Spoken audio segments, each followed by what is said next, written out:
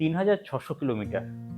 যখন এটা প্রথমবার শুনেছিলাম যে ৩,৬০০ কিলোমিটার সাইক্লিং করতে হবে এবং এটার প্ল্যানিং করেছিলাম, তখনও ভাবতে পারিনি যে এটা আমি করে ফেলতে পারবো। আমাকে প্রথম আইডিয়াটা দিয়েছিল পিনাকিদা, যে ট্রান্স হিমালয়, যেটা আমরা বহুদিন আগে থেকে শুনে আসছি যে ট্রান্স হিমালয় কেউ হেঁটে করেছে, কেউ সাইকেলে করেছে, কেউ গাড়িতে বা বাইক নিয়ে করেছে। তো তার একটা আলাদা ঐতিহ্য আছে এই ট্রান্স হিমালয়। ট্রান্স হিমালয় বলতে যেটা বোঝায়, হিমালয়ের এক প্রান্ত থেকে আরেক প্রান্ত হিমালয় বরাবর চলে আসে। সেটা হতে পারে কাশ্মীর, সেটা হতে পারে লাদাখ থেকে অরুণাচল অবধি যে হিমালয়ের রেঞ্জ, সেই রেঞ্জ বরাবর যদি কেউ কভার করে দৌড়ে বা সাইকেলে বা দৌড়ে মানে পায়ে হেঁটে বা সাইকেলে বা বাইকে, তাকে আমরা বলি ট্রান্স হিমালয় যাত্রা। এর অনেক প্রাচীন ঐতিহ্য আছে, কারণ হিমালয় মানুষের একটা আধ্যাত্মিক দ্বার খুলে দেয়, হিমালয়ের দর্শন বা হিমালয়ের বিশালতা। ফলে ট্রান্স হিমালয় যে সুবিশাল যে হিমালয় রেঞ্জ, তার যে অপরূপ রূপ আমরা দেখেছি, লাদাখে একরকম, নেপালে একরকম, ভুটানে একরকম বা সিকিমে একরকম, আবার অরুণাচলে গেলে আরেক রকম। তো এই যে রেঞ্জের যে বিভিন্ন রূপ, সেই রূপকে কোথাও সেই স্বাদ আস্বাদন করা, তার অ্যাডভেঞ্চার নেওয়া, তার লোকাল যে বিভিন্ন কালচারের ডিফারেন্স তৈরি হয় সেগুলোকে দেখা। তো এই ট্রান্স হিমালয় যাত্রা মানুষের একটা বলা যায় একটা আধ্যাত্মিক দ্বার খুলে দেয়। তো সেই কারণে বহু যুগ ধরেই বলা যায়, মানে অন্তত 50s বা 60s সময় থেকে আমরা উল্লেখ পাই যে ট্রান্স হিমালয় যাত্রা হচ্ছে। পায়ে হেঁটে হোক, সেটা সাইকেলে হোক, সাইকেলেও যারা যায় তারা যায় ট্যুরিং মুডে, 100 দিন 150 দিন টাইম নেয় ট্রান্স হিমালয় এক প্রান্ত থেকে হিমালয়ের আরেক প্রান্তে যাওয়ার জন্য। তো সেই ট্রান্স হিমালয় করার প্ল্যান যখন পিনাকিদা আমাকে বলল, তখন খানিকটা আমি অবাস্তব বলে উড়িয়ে দিয়েছিলাম। কারণ আমি এর আগে ম্যাক্সিমাম 1200 কিলোমিটার সাইকেল চালিয়েছি টানা 90 ঘন্টার মধ্যে, যেটা কলকাতা শিলিগুড়ি কলকাতা 1200 LRM হয় সেটা করেছি। 830 কিলোমিটারের coast to crest cycle race হয় সেটা করেছি, র্যাম কোয়ালিফাইং রেস। কিন্তু 3,500 কিলোমিটার সাইক্লিং, মানে যেখানে আমি 1200 কিলোমিটার সাইক্লিং করার পরে আমার এখনো দিনটার কথা মনে আছে, কোনোভাবে টলতে টলতে বাড়ি ফিরেছিলাম।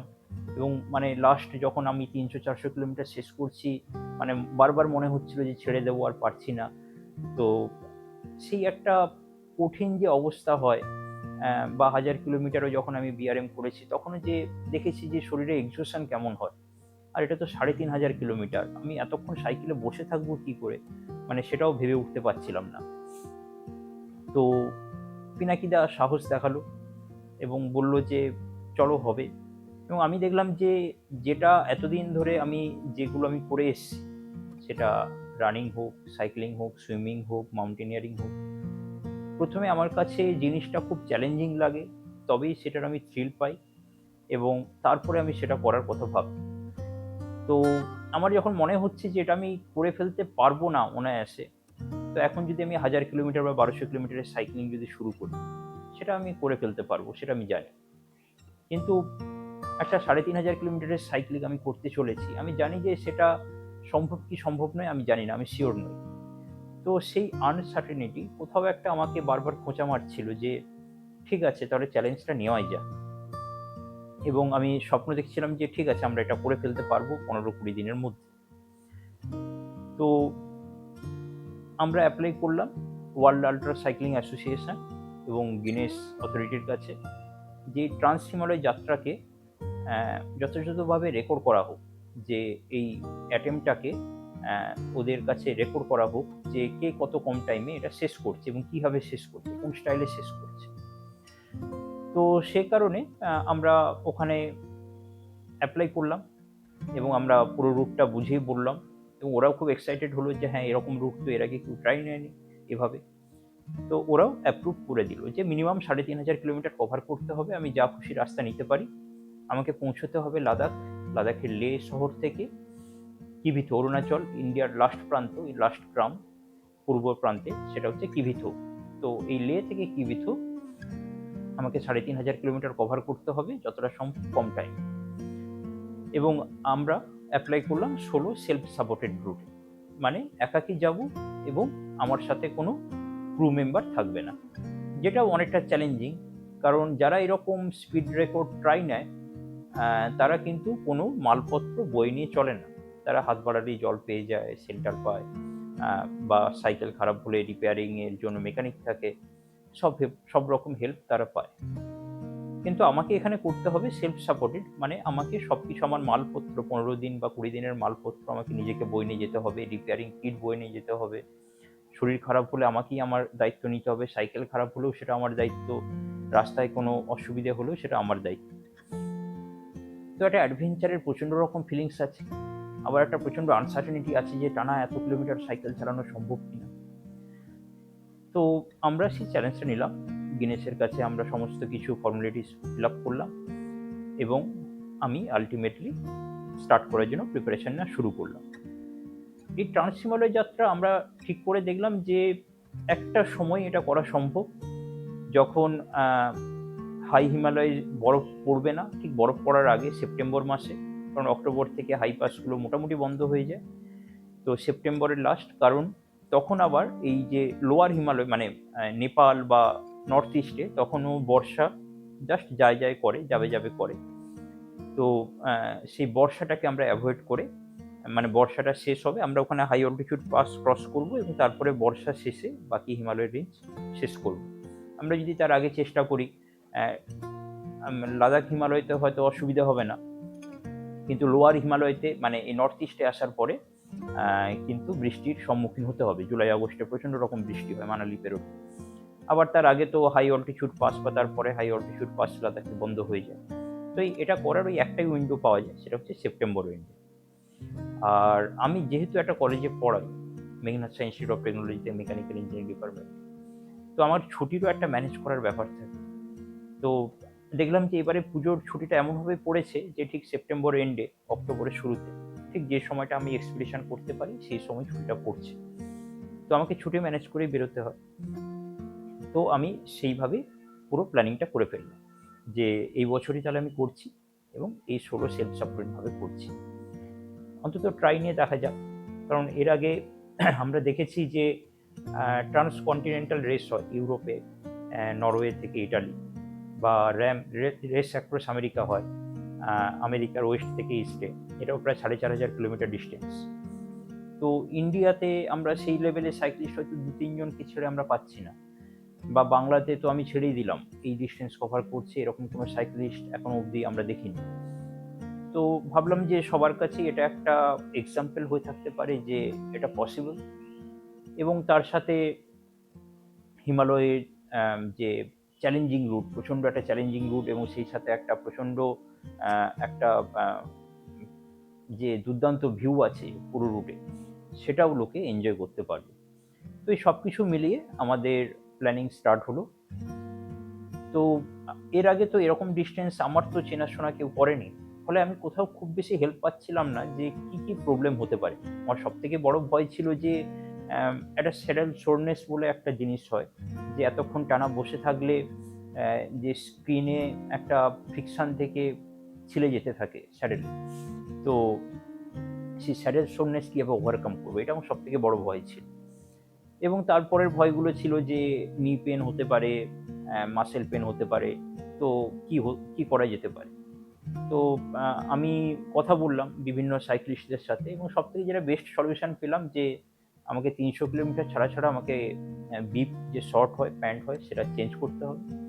এবং বোরোলিন দেখলাম সবথেকে দারুণ কাজ করে এখানে, যারা ব্যবহার করেছে তারা সবাই সাজেস্ট করছে যে বোরোলিন ইউজ করতে। তো বোরোলিনে একটা অসুবিধে হচ্ছে ঘামে ধুয়ে যেতে পারে, সেটার ফলে মাঝে মধ্যেই সেটা লাগাতে হতে পারে চেঞ্জ করে।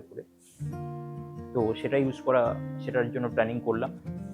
বোরোলিনের সমস্যা হচ্ছে এটা শুধুমাত্র বেঙ্গল বা তার আশেপাশেই পাওয়া যায়। আমি যখন শুরু করব লাদাখে বা ইউপিতে বা হিমাচলে, সেখানে বোরোলিন অ্যাভেলেবিলিটি খুব বেশি নেই, তখন কি সেটাও এখান থেকে স্টক করে নিয়ে যেতে হলো। তারপরে যেটা চ্যালেঞ্জ ছিল যে আমার ভয় লাগছিল যে আমি যদি নি পেন হয়, মাসেল পেন হয়, তখন কি হবে। আমার 1200 LRM, যেটা কলকাতা শিলিগুড়ি কলকাতা করেছিলাম, তখন এইরকম প্রচণ্ড এরভাবে নি পেন এবং মাসেল পেন হচ্ছিল, কাঁধের পেন, পায়ের পেন। তো তখন আমি প্যারাসিটামল ইউজ করেছিলাম পেন কিলার হিসাবে। তো সেই পেন কিলার কিছু নিয়ে রাখলাম, যে যদি ইউজ করতে হয় ভরেনি স্প্রে। আমাকে 2 সেট তার মানে জামা কাপড় রাখতে হয়েছিল, যেটা 300 কিলোমিটার ছাড়া ছাড়া চেঞ্জ হবে, তখন আরেকটা সেট ধুয়ে আরেকটা সেট আমি ইউজ করতে পারবো। এবং তার সাথে আমি রেখেছিলাম হচ্ছে সাইকেলের রিপেয়ারিং কিট যা কিছু আছে সেটা, পাংচার থেকে শুরু করে সাইকেলের চেন সারানো সব কিছুই, এ টু জেড মোটামুটি যা কিছু সাইকেলের প্রবলেম আমি সলভ করে ফেলতে পারি নিজে। এছাড়াও ছিল হচ্ছে ড্রাই ফ্রুটস ইনাফ, যে আমি সব জায়গায় খাবার পাবো কিনা ঠিক নেই।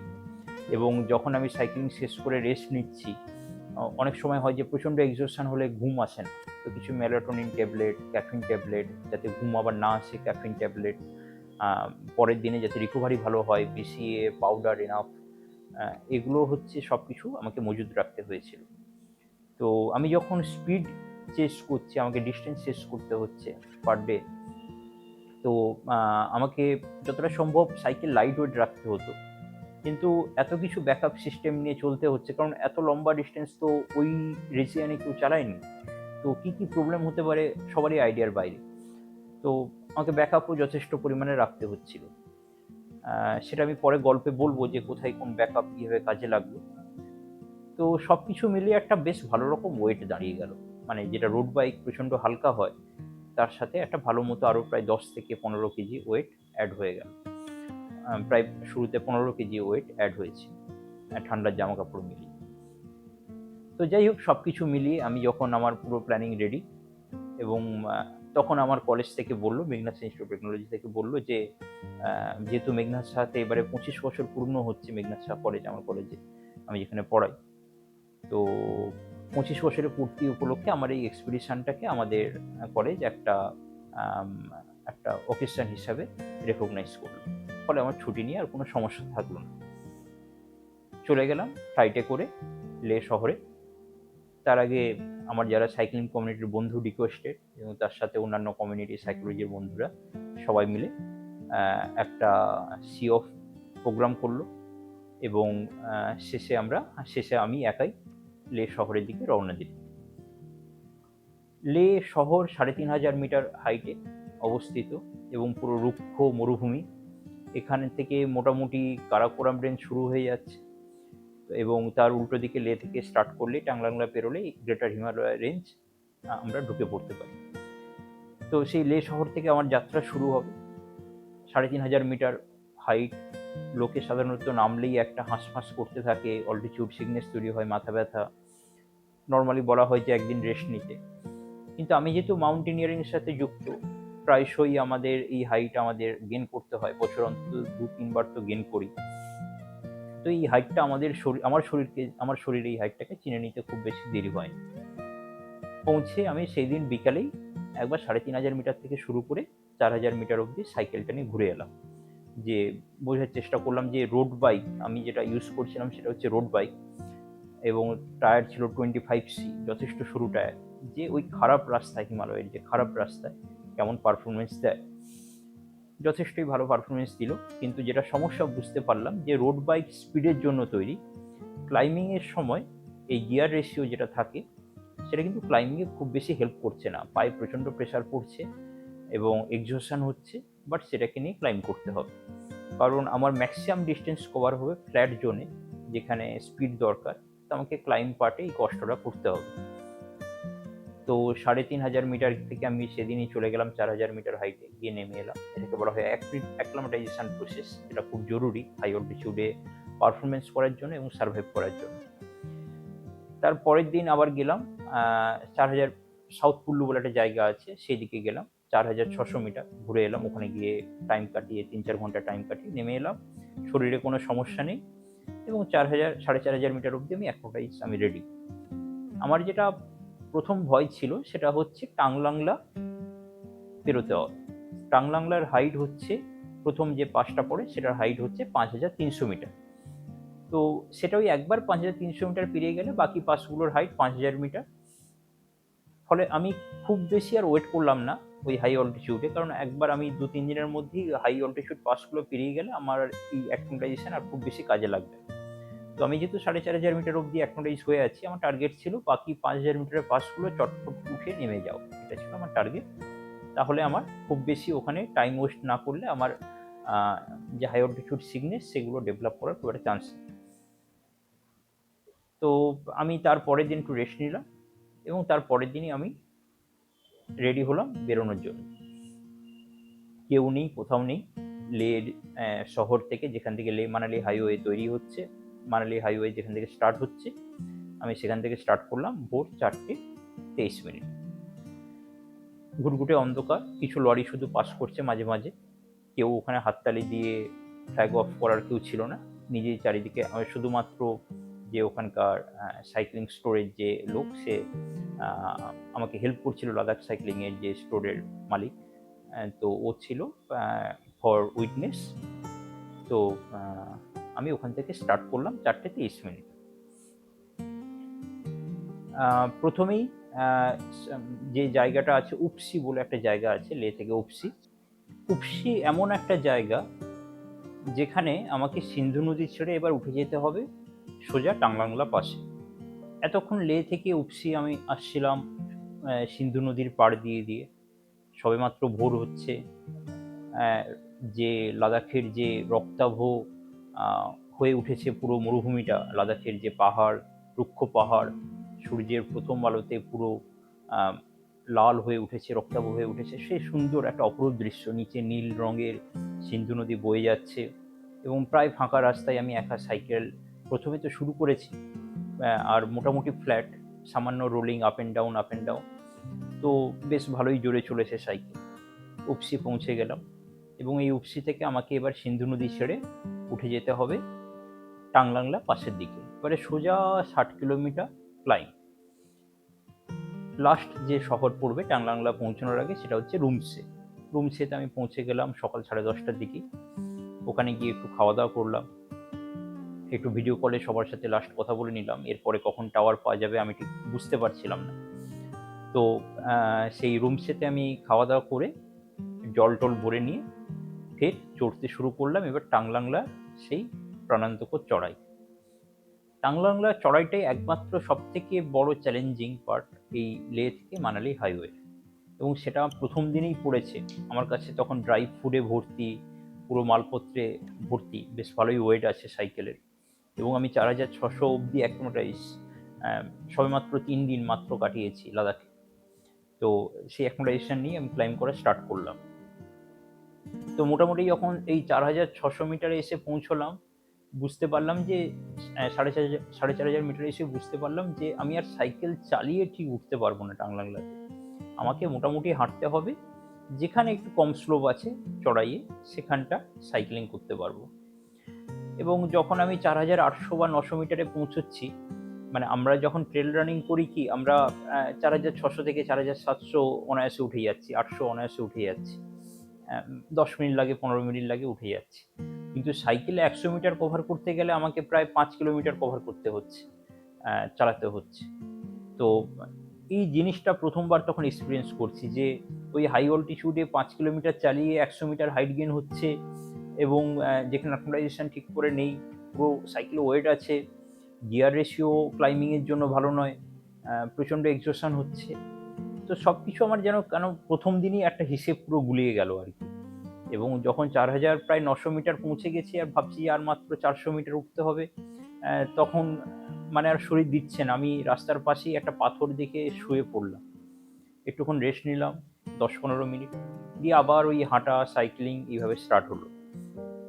করতে করতে সন্ধে 7টার সময় দেখলাম, 7টা, হ্যাঁ সন্ধে 7টা বা 7:30টার দিকে দেখলাম যে 5,100 মিটারে পৌঁছেছি। 5,300 মিটারে পৌঁছতে তখনও আরও প্রায় 12 কিলোমিটার বাকি। তো যেটা গাড়িতে কিছুই মনে হয় না, কিন্তু এটা সাইকেল নিয়ে যাচ্ছি ওই অল্টিটিউডে যেখানে অ্যাক্সিলারেশন নেই, মানে আমার অবস্থা পুরো খারাপ। হয়তো আরও 1-1.5 ঘন্টা লাগতো পৌঁছতে 12 কিলোমিটার। কিন্তু আমি দেখলাম যে যতক্ষণে পৌঁছাবো টাংলাংলা সে তখন রাত 10টা বাজবে, এবং তারপরে গিয়ে যখন ডেব্রিংয়ে পৌঁছবো, টাংলাংলাতে প্রচণ্ড ঠান্ডা, থাকা যাবে না। যখন ডেবরিং গিয়ে পৌঁছবো তারপরে তখন প্রায় রাত 1টা 2টো বাজবে, ততক্ষণে সব ধাবা বন্ধ হয়ে যাবে, ওখানে গিয়েও জল খাওয়ার শেল্টার কিছুই পাবো না অত রাতে। এবং আমি যদি রেস্ট যদি না নিই তাহলে পরের দিন কিন্তু আবার একটা লম্বা ডিস্টেন্স আবার চালাতে পারবো না। এবং তখন উঠতে উঠতে আর যেটা সমস্যা হচ্ছে, লাস্ট যে লোকালিটি সেটা অনেক নিচে, সেই রুমসের কাছে আবার যেতে হবে ফিরে। তো দেখলাম সেটাও করলে যেটা হবে যে আবার পরের দিন ওই একই জায়গা থেকে এসে শুরু করতে হবে, এবং কোনো গাড়ি পাবো কি পাবো না ওই একই জায়গায় পৌঁছানোর, কখন পাবো, আমার সময় নষ্ট হবে। ভাবছি কি করা যায়, পুরো ক্লুলেস, এরকম অন্ধকারে, খারাপ রাস্তা প্রচণ্ড, টাংলাংলায় ওঠার লাস্ট 20-30 কিলোমিটার প্রচণ্ড খারাপ রাস্তা, কীভাবে পেরোবো ভাবছি। তো হঠাৎ করে দেখলাম যে একটা অ্যাবান্ডন্ড টেন্ট পড়ে আছে। ওই ওয়ার্কাররা যারা দিনের বেলায় কাজ করে, ওরা হচ্ছে ওই টেন্ট এর মধ্যে হয়তো শেল্টার নেয় টেম্পোরারি, দিয়ে ওরা আবার নেমে চলে যায় নিচে রুমসের কাছে। তো সেই একটা টেন্ট পড়ে আছে, চারিদিক থেকে হু হু করে হাওয়া ঢুকছে, দরজা নেই।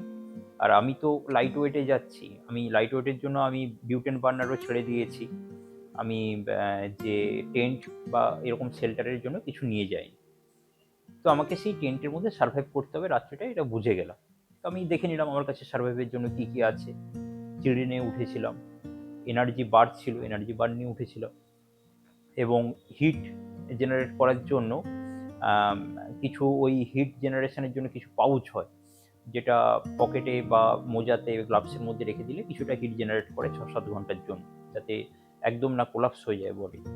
তো সেই পাউডার প্যাকেটগুলো সব গ্লাভসের মধ্যে, মোজার জুতোর মধ্যে, যতগুলো মোজা আছে পায়ে পরে নিলাম, দিয়ে জুতোটা পরে নিলাম, তার মধ্যে ওই পাউচগুলো ঢুকিয়ে দিলাম।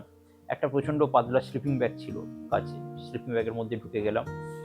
আর হচ্ছে টেন্টটা চারিদিক দিয়ে হাওয়া ঢুকছিল, ফলে টেন্টের চারিদিকে ভালো করে পাথর চাপা দিলাম, দিয়ে টেন্টের মধ্যেই সাইকেলটা ঢুকিয়ে নিলাম, দিয়ে সাইকেলটাকে শুয়ে দিলাম। কোনো রকমভাবে মাথাটা রাখার একটা ব্যবস্থা করে আমার কাছে যা জামা কাপড় ছিল সেগুলোকে রেখে, মাথাটা রেখে পাটা সাইকেলের উপরে তুলে দিলাম। আর ওই আমার কাছে চিড়ে আর ড্রাই ফ্রুট ছিল, রাত্রিবেলা ওটাই খেয়ে কাটালাম।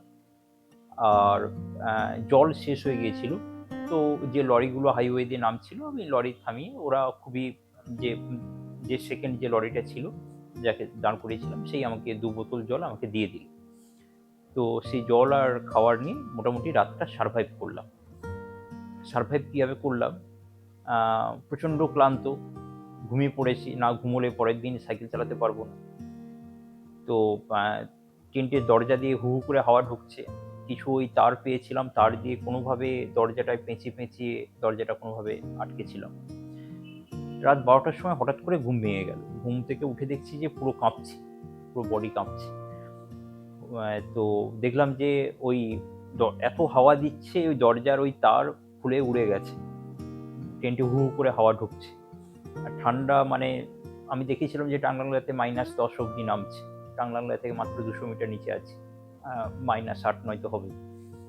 এবং আমার কাছে সার্ভাইভাল বলতে ওইটুকুই যা আছে, ওই একটা মোটা ফেদার জ্যাকেট নিয়ে গেছিলাম, যতগুলো লেয়ার করা যায় সব লেয়ার পরে নিয়েছি ভিতরে, পায়ে যা কিছু পরার পরে নিয়েছি, যা কিছু ছিল, ফুল প্যান্ট, একটাই ফুল প্যান্ট ছিল, এবং তার ভিতরে বিপ শর্টস যা আছে পরে নিয়েছি, আর ওই হিট করার পাউচগুলো। তো আর কিছু করার নেই, আমাকে ওটা দিয়ে আমাকে বডি গরম করতে হবে। তো আমি উঠে আগে ভালো করে আবার টেন্টটাকে বেঁধে টেঁধে দরজাটাকে আটকানোর চেষ্টা করলাম, যাতে হাওয়াটা না ঢুকে। দিয়ে তারপরে একটু জেগে থাকার পরে একটু ফুড নিলাম, এনার্জি বার খেলাম। তারপরে ওই কাঁপুনিটা বন্ধ হলো। তো কাঁপুনিটা বন্ধ হওয়ার পরে তারপর আবার একটু ঘুমানোর চেষ্টা করলাম, আবার কাঁপুনি দিচ্ছে রাত 1:30-2টোর দিকে, আবার ঘুম ভাঙছে, আবার একটু গা গরম করছে।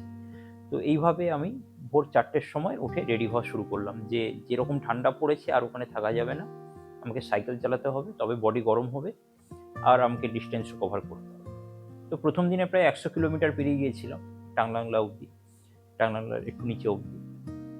পরের দিন আমি ওই ভোর 4টের সময় স্টার্ট করলাম, দিয়ে আমি ভোর ওই না স্টার্ট করতে 4টের সময় উঠে পড়ে রেডি হচ্ছিলাম, স্টার্ট করতে করতে প্রায় ওই 4:45টার মতো বাজলো। টাংলাংলায় যখন পৌঁছলাম দেখলাম বরফ জমে আছে। এই এক্সপিডিশন আমি একটা জায়গাতেই বরফ পেয়েছি আমার রাস্তায় চারিপাশে, সেটা হচ্ছে টাংলাংলা পাসে। ভোর 7টার সময় কোথাও কেউ নেই, টাংলাংলা পাস পুরো ফাঁকা। তো দাঁড়িয়ে নিজের ফটো নিজেই তুলছি, চারিদিকে অপরূপ দৃশ্য সে, মানে ওই ভোরবেলা প্রথম আবার ওই সূর্যের আলো পড়ছে ওখানে, এবং সেখানে টাংলা পাশে পৌঁছে গিয়েছি। তো কিছুক্ষণ পরে একটা ছোট গাড়ি এলো।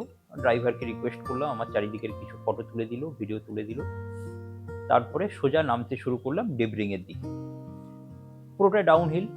এবং আমার যেটা সবথেকে বড় ভয় ছিল যে ডাউনহিলে আমার এই যে সাইকেলের যে সরু টায়ার সেটা গ্রিপ করতে পারবে কিনা হিমালয়ের ওই রাস্তায়, বা ব্রেক ফেল হয়ে যাবে কিনা। এগুলো ছিল সমস্যার ব্যাপার বা একটা ভয়ের ব্যাপার। কিন্তু টাঙ্গাইল থেকে ডেবরিং এর দিকে রাস্তাটা যথেষ্ট ভালো, ফলে সেরকম একটা অসুবিধা হয়নি। সোজা নেমে এলাম ডেবরিং নামে একটা অস্থায়ী যাযাবরদের গ্রাম। ওই ভেড়া চাষ করছে চারিদিকে, যাযাবরদের টেন্ট। এবং ডেবরিংয়ে যখন পৌঁছলাম প্রায় সকাল 8টা বাজে। ওখানে গিয়ে প্রথমে একটু ভালো করে খাওয়া দাওয়া করলাম আর মোবাইলে চার্জগুলো দিলাম, কারণ আগের দিন আমি ওই পাহাড়ের উপরে কাটিয়েছি, ভালো করে খাবার জোটেনি, কারেন্ট ছিল না। ফলে আমি মোবাইল চার্জ দিলাম এবং ভালো করে খাওয়া দাওয়া করলাম। নেটওয়ার্ক ছিল, সবাইকে খবরও দিলাম যে আমি ঠিক আছি। তারপরে আমি স্টার্ট করলাম ডেবরিং থেকে খাওয়া দাওয়া করে 9টার দিকে স্টার্ট করলাম মোরেস প্লেনের দিকে। মোরেস প্লেন ক্রস করলে তবে আমি গিয়ে পৌঁছবো পাং নামে পরের শহরে, ছোট্ট গ্রাম বলাই। তো সমস্যা হলো ডেবরিংয়ে আমি যখন পাম্প দিতে গেলাম সাইকেলে, দেখলাম যে যে ম্যানুয়াল পাম্পার নিয়ে গেছিলাম সেটা যখনই পাম্প দেওয়ার চেষ্টা করছি সেটা দিয়ে উল্টে পাম্প বেরিয়ে যাচ্ছে। তো বুঝলাম যে ওর ভাল্ব বা সিস্টেম খারাপ হয়ে গেছে। শুধু শুধু ওই ওয়েটটা আমি বইবো না, ওয়েট তখন মানে যতটা সম্ভব কম করা যায়। তো ওই পাম্পারটা আমি ফেলে দিয়ে চলে এলাম, তখন আমার কাছে একটা ইলেকট্রিক্যাল পাম্পার ছিল। যে ভাবলাম যে ঠিক আছে, আমি যদি চণ্ডীগড় অবধি পৌঁছে যাই বা মানালি অবধি পৌঁছে যাই আমি একটা পাম্পার কিনে নিতে পারবো, ওখানে গিয়ে দেখা যাবে। ওই পাম্পারটা ফেলে দিয়ে ওই ইলেকট্রিক পাম্পের ভরসায় বেরিয়ে গেলাম। কিছু দূর আসার পরে দেখছি পেছন থেকে হর্ন মারছে, দিয়ে দেখছি যে ওই ধাবার যে মালিক যেখানে দাঁড়িয়েছিলাম সে গাড়ি নিয়ে ওই পাম্পারটা নিয়ে চলে এসছে। বলছে পাম্পার ফেলে এসছো ভুল করে, পাম্পার নিয়ে যাও। আমি বললাম না না, পাম্পারটা ফেলেই এসছি, ওটা খারাপ হয়ে গেছে, ও ফেলে দিন। দিয়ে আমি চলে গিয়েছি। তারপরে যখন মোরেস প্লেনে ঢুকলাম, মোরেস প্লেন হচ্ছে একটা ধুধু প্রান্তর, প্রায় 30-40 কিলোমিটার একটা ধুধু প্রান্তর, ফাঁকা এরিয়া পুরো। সেখানে ঝড় মানে হাওয়া যখন দেয় সেটা একটা ঘূর্ণিঝড়ে পরিণত হয়, প্রচণ্ড হাওয়া। এবং আমার এতটাই ব্যাড লাগ, যখন আমি লে থেকে মানালি পৌঁছচ্ছি তখন সাউথ উইন্ড চলছে, দক্ষিণ দিক থেকে হাওয়া আসছে এবং প্রচণ্ড জোরে হাওয়া চলছে। মাঝে মাঝে তো ডাউন হিলে সাইকেল এগোচ্ছে না, মানে এত জোরে হাওয়ার ঝাপটা দিচ্ছে। এবং দুবার আমাকে সাইকেল সহ, মানে যেহেতু আমি আপহিলে যখন উঠছি সাইকেলের স্পিড প্রচণ্ড কমে যাচ্ছে, 5 কিলোমিটার 6 কিলোমিটার পার আওয়ার, ওই ওয়েট নিয়ে ওর থেকে বেশি স্পিডে যাওয়া যাচ্ছে না, 4-5 কিলোমিটার পার আওয়ারে এগোচ্ছি। এবং তখন হচ্ছে ওই উপরে যখন উঠছি এত কম স্পিডে যখন হাওয়ার ঝাপটা দিচ্ছে, আমাকে তো দুবার সাইকেল থেকে ঠেলে ফেলে দিল, মানে কোনো রকমে পা দিয়ে সামলে লাস্ট মোমেন্টে ব্যালেন্স করতে হচ্ছে, মানে এত জোরে হাওয়ার ঝাপটা আসছে। এবং কোনোবারই আমি পেছন থেকে যে উইন্ড হয় সেটা আমি পাচ্ছি না, সবসময় ওই সামনের দিক থেকে ঝাপটাটা আসছে। সেই 40 কিলোমিটার মানে হাওয়ার সাথে লড়াই চলছে, প্রচণ্ড ফ্রাস্ট্রেশন লাগছে, এত এফোর্ট দিচ্ছি কিন্তু সাইকেল এগোচ্ছে না। তো একটা সময় ফার্স্ট্রেটেড হয়ে প্রায় বসেই পড়লাম, দিয়ে 5-10 মিনিট শুয়ে নিলাম, রাস্তার পাশে একটা স্ল্যাব দেখে শুয়ে পড়লাম। আর মানে ভালো লাগছে না আর কি, ঘুম পেয়ে যাচ্ছে। তো 5-10 মিনিট একটা ব্রেক নিয়ে, কারণ আগের দিন রাত্রেবেলা ভালো করে ঘুমও হয়নি, বারবার ওই কাঁপুনি হচ্ছে, ঘুম ভেঙে যাচ্ছে। দিয়ে পরের দিন ওই দুপুরবেলা এরকম মাঝে মাঝে একটু 10 মিনিটের করে ব্রেক নিচ্ছি ঘুমে, দিয়ে আবার এগোচ্ছি। এবং রাস্তায় প্রচুর বাইকাররা যাচ্ছে তাদের টিম নিয়ে, তারা মাঝে মাঝে থামস আপ দেখিয়ে চলে যাচ্ছে। তো এইভাবে আমি পৌঁছলাম শেষ অবধি পাঙে, তখন প্রায় দুপুর 2টো বেজে গিয়েছে। খুব স্লো এগোচ্ছিলাম, দিয়ে আলটিমেটলি পাঙে পৌঁছলাম। পাঙে পৌঁছানোর পরে একটু কনফিডেন্স পেলাম, কারণ ওই ওপেন যে ধুধু প্রান্তর সেটা শেষ। পাঙে এবারে আবার আমি ভ্যালিতে ঢুকে গিয়েছি, আমি জানি যে এবারে ধীরে ধীরে আবার বেরিয়ে যাব। পাং থেকে শুরু হয় পরের চড়াই, সেটা হচ্ছে লাচুংলা পাস। এটারও হাইট ওই 5100 মিটার। তো মোটামুটি পাং থেকে আমি যখন প্রায় 15 কিলোমিটার এগিয়ে এসেছি, আর তখন ওই লাচুংলা পৌঁছতে 10 কিলোমিটার বাকি, সন্ধে হয়ে এসছে, তখন আমার সাইকেলের টায়ারটা, সামনের টায়ারটা চেঞ্জ করতে হলো। কারণ আমি সামনের টায়ারে যেটা নিয়ে গিয়েছিলাম র্যালসনের টায়ার, ওটা হচ্ছে যে ফ্রেম ছিল সাইকেলের, ফ্রেমে প্রচণ্ড ফ্রিকশান হচ্ছিল, ওই স্পেস ছিল না। ফলে ওখানে ওটা খুলে দিয়ে, র্যালসনের টায়ার খুলে দিয়ে ফরেন টায়ার যেগুলো হয় সেগুলো লাগাতে হয়েছিল। এবার লাগিয়ে তো ফেললাম, তারপরে দেখছি যে আমি যে ইলেকট্রিক পাম্পারটা নিয়ে গেলাম সেটাও কাজ করছে না, পাম্প দিতে পারছি না, দাঁড়িয়ে আছি। রাত হয়ে গেছে 6টা 7টা, শেষে একটা গাড়ি এসে দাঁড়ালো। সেই ভদ্রলোক একাই যাচ্ছিল। তো বললো যে কি হয়েছে, কি ব্যাপার। আমি বললাম যে এরকম সাইকেলের টায়ারে আমি পাম্প দিতে পারছি না, আমার কাছে যে পাম্পার ছিল ইলেকট্রিক পাম্পার সেটাও খারাপ হয়ে গেছে, আমি আটকে আছি এখানে। তখন ও বললো ঠিক আছে গাড়িতে চলে আসো, আমি তো লে যাওয়ার কথা ছিল কিন্তু লেতে এরকম গন্ডগোল হয়েছে, আম, আমাকে ওখান থেকে হোটেল থেকে বের করে দিয়েছে পাঙ্গে, তো আমি ফিরে যাচ্ছিলাম মানালি। ঠিক আছে তোমাকে পাঙ্গে তাহলে আমি ড্রপ করে দিয়ে চলে যাচ্ছি। দিয়ে আমি সাইকেলটা পুরো খুলে নিয়ে ওর গাড়িতে ঢুকিয়ে দিলাম সাইকেলটা, দিয়ে পাঙ্গে ফিরছি। যে ওখানে কিছু একটা হেল্পের ব্যবস্থা করতে হবে, ওখানে মোবাইলের টাওয়ারও পাওয়া যায়, কিছু না কিছু একটা ব্যবস্থা করে নিতে পারবো। তো আমাকে এই ভদ্রলোক, উত্তরপ্রদেশের ভদ্রলোক, আম, আমাকে ছেড়ে দিয়ে চলে এলো পাঙ্গে, এবং বললো যে এখানে তোমাকে কোনো হোটেলে কিছু খাবার দেবে না, জল দেবে না, শেল্টার দেবে না, কিচ্ছু দেবে না। লাদাখে তখন আন্দোলন শুরু হয়েছে। তো আমি চলে গেলাম আর্মি ক্যাম্পে, ওরাও কিছুতেই আমাকে অ্যাকোমোডেশন দেবে না। কিন্তু আমার একজন দাদা সজল দা ইন্ডিয়ান এয়ারফোর্সে আছে, তো আমি কন্ট্যাক্ট করলাম ওর সাথে সঙ্গে সঙ্গে, এবং ও ওখানে কথা বললো, দিয়ে আমাকে ওখানে একটা শেল্টারের ব্যবস্থা করে দেবে। ওখানে যে ডরমিটারি ছিল অন্যান্য ইঞ্জিনিয়ারদের, ওটা বেসিক্যালি একটা আর্মি ট্রাকে ট্রানজিট ক্যাম্প, ঠিক আর্মি ক্যাম্প নয়। ওখানে ট্রাক আর ওই লোকাল হাসপাতাল আছে, আর্মির হাসপাতাল। তো ওখানকার যে ফেসিলিটিস আছে, আর্মির যারা ওই ইঞ্জিনিয়াররা থাকে, তো তাদের সাথেই ওইখানে রাত্রিবেলা থাকলাম, খাওয়া দাওয়া করলাম। কিন্তু তখনও বুঝতে পারছি না যে আমি পাম্পারটা কী করবো, আমি পাম্প কীভাবে দেবো, কারণ আমাদের যে স্ট্রেটেড পাম্প থাকে, যে সিস্টেম থাকে, আহ, সেটা ঠিক যেভাবে গাড়িতে পাম্প হয় সেই সিস্টেমে করা যায় না। তো সেই সময় নানা কিছু ব্যবস্থা করার প্ল্যান হচ্ছে যে লে থেকে কোনোভাবে পাঠানো যাবে কিনা, তো কিন্তু লেতে কারফিউ চলছে, কেউ আসতে পারবে না, মানালি থেকেও পাঠানো সম্ভব নয় এত দূর থেকে, চণ্ডীগড় থেকে। তখন ওই সৌম্যদীপ, যে রিকোয়েস্টের বন্ধু ছিল আমার জুনিয়র, তো ও সানির সাথে কথা বলে যেটা বললো যে ইলেকট্রিক পাম্পের যে যে পাইপ দিয়ে পাম্প হয় সেটাকে আমরা গাড়ির যে পাম্পার হয় সেখানে অ্যাডজাস্ট করা যেতে পারে একটু চেষ্টা করলে। তো সেটাই চেষ্টা করলাম, দেখলাম যে হ্যাঁ ওই ক্লিপ সিস্টেমে এঁটে যাচ্ছে। তো সেটা দিয়ে সাইকেলে পাম্প দিলাম। তখন প্রায় সকাল 9টা বেজে গিয়েছে। আমার শুরু করার কথা অন্তত ভোর 4টের সময়, আগের দিনও আমি লাচুংলা পেরোতে পারিনি। তার আগে আমি হচ্ছে পৌঁছেই ওই যে ডেবরিংয়ে আমি যে ম্যানুয়াল পাম্পার ফেলে এসেছিলাম, সেই ধাবার মালিককে আমি ফোন করেছিলাম যে প্লিজ আপনি ওই যে পাম্পারটা ফেলে এসেছি ওটা পাঠান। সে তো আমাকে গালাগালি করে উদ্ধার করে দিল, যে আগের দিন আমি গাড়ি নিয়ে গেলাম ওই পাম্পারটা দেওয়ার জন্য, তখন তো বললে লাগবে না, দিয়ে এখন ওটা পাঠাতে, মানে সে আর কিছুতেই পাঠাতে রাজি নয়। বকাঝকা করছে, এ করছে, বলছে আপনি যা করুন, আমি পাঠাচ্ছি না, বা চেষ্টা করছি, এইসব বলে টলে বুঝলাম যে ওখান থেকে পাম্পারটা আসবে না, হয় আমাকে তাহলে ডেবরিংয়ে গিয়ে ওই পাম্পারটা নিয়ে আসতে হবে, অথবা এখানে কিছুটা ব্যবস্থা করতে হবে।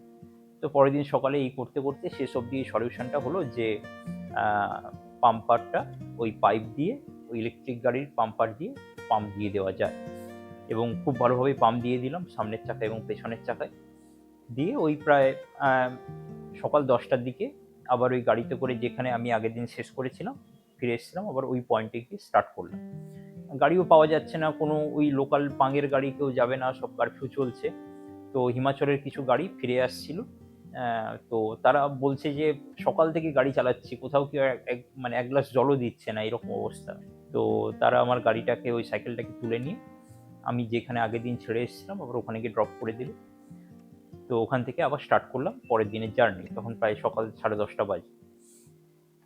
দিয়ে বুঝলাম যে খুব বেশি দূর যাওয়া যাবে না, কিন্তু অ্যাটলিস্ট সারচু অবধি যাতে পৌঁছে যেতে পারি। আমার পরের দিনের প্ল্যান ছিল অ্যাটলিস্ট জিসপা অবধি পৌঁছে যাওয়া, সেখানে আমার টার্গেট হলো যে সারচু অবধি যাতে পৌঁছে যেতে পারি। তো সারচু আগে আমার দুটো পাস পড়বে, একটা হচ্ছে লাচুংলা পাস 5100 মিটার, আর পড়বে তারপরে নাকিলা 4900 মিটার। তো 5100 মিটারের পাস ক্রস করে যখন আমি পৌঁছলাম হুইস্কি নালাতে, তখন প্রায় দুপুর 2টো বাজে। তারপরে ওখানে খাওয়া দাওয়া করে ফের প্রচণ্ড খারাপ রাস্তা নাকিলা, কারণ নাকিলা বাইপাস তৈরি হচ্ছে, মূলত ওটাই রাস্তাটা ভালো করে তৈরি হচ্ছে। ফলে নাকিলার যে পুরনো রাস্তা, সেই রাস্তার অবস্থা খুব খারাপ, খুব সরু রাস্তা, মাঝে মাঝে রাস্তা বলে কিচ্ছু নেই। তো সেখানে আমি উঠলাম নাকিলাতে, এবং লোকে যে নাকিলায় ওঠার সময় যে সাইক্লিস্টরা অজ্ঞান হয়ে যায়, এটা যে মানে কেন হয়ে যায় সেটা বুঝতে পারলাম। মানে পৌঁছে আমারও শ্বাসকষ্ট তৈরি হচ্ছে। একে তো ওই জায়গাটা প্রচণ্ড রুক্ষ, তার উপর এই যে গাড়ি যাচ্ছে এত, রাস্তা খারাপ, প্রচণ্ড ধুলো উঠছে, আরও বেশি শ্বাসকষ্ট তৈরি হয়। এবং প্রচণ্ড চড়ে, যখন মানালির দিক থেকে যারা আসে, ওটা প্রচুর লুপ আছে নাকিলা, এই যে গাটা লুপস, যে কুখ্যাত গাটা লুপস বলা হয়, সেই গাটা লুপসের মানে ওই খারাপ রাস্তা। এবং সারচু থেকে হুইস্কি নালার মধ্যে কোনো জল পাওয়া যায় না, কোনো খাবার পাওয়া যায় না, কোনো সোর্স নেই, মানে ন্যাচারাল সোর্সও নেই। তো সেই কারণে রাস্তাটা প্রচণ্ড চ্যালেঞ্জিং। যারা এই গাটা লুপস পেরোনোটাই একটা, নাকিলা পেরোনো একটা চ্যালেঞ্জিং একটা রুটের মধ্যে পড়ে। তো আমি উল্টো দিক থেকে যাচ্ছি, পরে নাকিলা আমার উঠতে খুব বেশি কষ্ট হয়নি। এবারে আমি ডাউন হিলে নামা শুরু করলাম। গাটা লুপসের ওই, আমার সব থেকে যেটা ভয়ের ব্যাপার ছিল যে গাটা লুপসের ওই খারাপ রাস্তায় আমার সাইকেলের চাকা গ্রিপ করবে কিনা। মাঝে মাঝে স্লিপ খাচ্ছে, কিন্তু কন্ট্রোল করে নিচ্ছে। এতদিন ধরে আমি রোড বাইকস নিয়ে প্রচুর অফ রোডে ড্রাইভ করেছি, মানে সাইকেল চালিয়েছি। ফলে অফ রোডে কীভাবে কন্ট্রোল করতে হয় সাইকেল মোটামুটি একটা আইডিয়া আছে। ওই ধুলো বালির মধ্যে দিয়ে সাইকেলের চাকা স্কিড করছে, ইভেন মানে পিচ রাস্তাতেও ডাউন হিলে যখন ব্রেক করছি, পেছনের চাকা একদিকে সরে যাচ্ছে, উল্টো দিকে সরে যাচ্ছে। তো কোনোভাবে কন্ট্রোল করে করে নিচ অব্দি নামলাম গাটা লুপসে, এবং তারপরে সরচুর দিকে যাওয়া শুরু করলাম। এবার সরচুর দিকে যখন ওই ভালো রাস্তায় আবার পৌঁছে গিয়েছি, সেই ওখানে একটু আলাদা টাইপের কিছু পিচ ইউজ করা হয় রাস্তার উপরে, যাতে বরফ পড়লে চাকা না স্কিড করে গাড়ি। তো সেই রাস্তার কিন্তু প্রচণ্ড বেশি ফ্রিকশান। আমি মানে প্রায় ফুল ফোর্স দিচ্ছি, কিন্তু 20-র উপরে স্পিড উঠছে না। মানে আরামসে চালাতে গেলে 15-16-র বেশি স্পিড উঠছে না আর কি। কিন্তু ধৈর্য রেখে আমাকে এগোতে হবে। তো কোনো রকমে চালিয়ে চালিয়ে আপ ডাউন করে সারচু পৌঁছলাম। তখন ওই প্রায় সন্ধে, প্রায় 7টা, 7:30 বেজে গিয়েছে। তো সারচুতে একটা হল্ট নিলাম, খাওয়া দাওয়া করলাম, দিয়ে পরের দিন আবার ভোর 3টের সময় স্টার্ট করে দিলাম। এবার আমার পরের যেটা বড় পাস, সেটা ক্রস করতে হবে, লাস্ট বড় পাস, সেটা হচ্ছে বারালাচা পাস। তো বারালাচা পাসের দিকে আমি ভোর 4টে থেকে ওঠা শুরু করলাম। ঘুটঘুটে অন্ধকার, কোনো গাড়ি চলছে না, কিচ্ছু না। তো আগে আগে লে মানালি হাইওয়েতে রাত্রিবেলা গাড়ি চলতো, এখন সেটা বন্ধ হয়ে গেছে মোটামুটি। তো রাত্রিবেলা সব বন্ধ, আমি একা ওই অন্ধকারের মধ্যে দিয়ে চালাচ্ছি। হঠাৎ করে দেখলাম পাশে কেউ একটা যাচ্ছে, যে সামনে কেউ একটা যাচ্ছে, দেখলাম যে একটা কুকুর। কুকুরদের একটা স্বভাব আছে, কিছু কিছু কুকুর হয়, যখন কেউ এরকম স্লো স্পিডে যায়, হাঁটে বা আস্তে, আমি যেহেতু বারালাচা পাশে ওঠা শুরু করেছি, স্পিড খুব বেশি নয়, 7-8 কিলোমিটার, 6-7 কিলোমিটার পার আওয়ার এগোচ্ছে। তো কুকুরটাও খুব আরামসে আমার সাথে যাচ্ছে। অনেকবার তাড়ানোর চেষ্টা করেছি, কিন্তু জানি ও যাবে না। তো আমার সাথে সাথে চলেছে।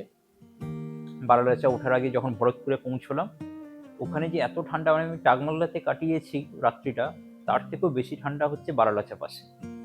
তো বারালাচা পাশে যখন পৌঁছলাম, তখন হচ্ছে প্রায় ভোরবেলা, সূর্যের প্রথম আলো পড়েছে।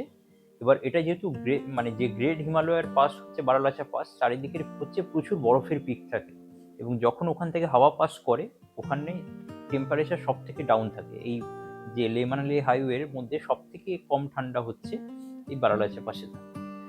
তো বারালাচা পাসের আগে লাস্ট হচ্ছে ওখানে যেটা শেল্টার পাওয়া যায়, ভরতপুরে গিয়ে পৌঁছলাম আমি। ডান পাশে বাম পাশে ইউনাম এবং অন্যান্য সব পিক দেখা যাচ্ছে, দুর্দান্ত লাগছে ভোরবেলার আলোতে। তো ওই কুকুরটাকে খাওয়ালাম, দুধ রুটি খেলো, আর আমিও একটু পেট ভরে ম্যাগি খেয়ে নিলাম। দিয়ে আবার স্টার্ট করলাম বারালাচা পাশে উঠতে। বারালাচা পাশে ওঠার এদিক থেকে লাস্ট 3-4 কিলোমিটার, ওটা সাইক্লিং করে ওঠার মতো স্লোপই নয়, ঠেলে ঠেলে উঠতে হয়। তো ঠেলে ঠেলে উঠলাম লাস্ট 3-4 কিলোমিটার, দিয়ে বারালাচা পাশে পৌঁছলাম। তখন ওই সকাল 8টা-9টা বাজে। দিয়ে ওখান থেকে এবার নামা শুরু করলাম সোজা দারচার দিকে। এর মধ্যে এটা হয় যে আমার গোপ্রোটা যে মাউন্ট ছিল সেটা ভেঙে পড়ে যায়। তো আর ওখানে ফুটেজগুলো নিতে পারিনি বারালাচার থেকে নামার সময় খুব বেশি, কিন্তু দুর্দান্ত, মানে ওখানে গ্রেটার হিমালয় রেঞ্জের যে দুর্দান্ত ভিউ, ওটাও কিন্তু পুরো দেখা যাচ্ছে। এবং তারপরে আমরা নামতে নামতে সোজা এসে নামলাম, লাস্ট হচ্ছে ডাউনহিল দারচা বলে একটা জায়গায়। ওখানে নেমে, দারচা হচ্ছে আমার খুব চেনা জায়গা, কারণ আমি এখানে লাস্ট 3 বছর ধরে একটা পিক ট্রাই করছি ক্লাইম্ব করার, মূলকিল্লা। তো তো এটা দারচা থেকে যেতে হয়। তো দারচা আমার খুব চেনা জায়গা, কোথায় কী খাবার পাওয়া যায় আমি জানি। তো ওখানে একটা দোকানে খাসি মাংস ভাত পাওয়া যায়, গিয়ে প্রথমবার লাস্ট 3 দিন ধরে প্রায় কিছুই খাওয়া হচ্ছে না। তো ওখানে গিয়ে ভালো করে আগে পেট ভরে ভাত খেলাম, মাংস খেলাম, একটু রেস্ট নিলাম বলতে যে জামা কাপড়গুলো ঠান্ডায় ধোয়া হচ্ছিল না, ড্রেসটা চেঞ্জ করে নিয়ে ড্রেসটা ধুয়ে নিলাম।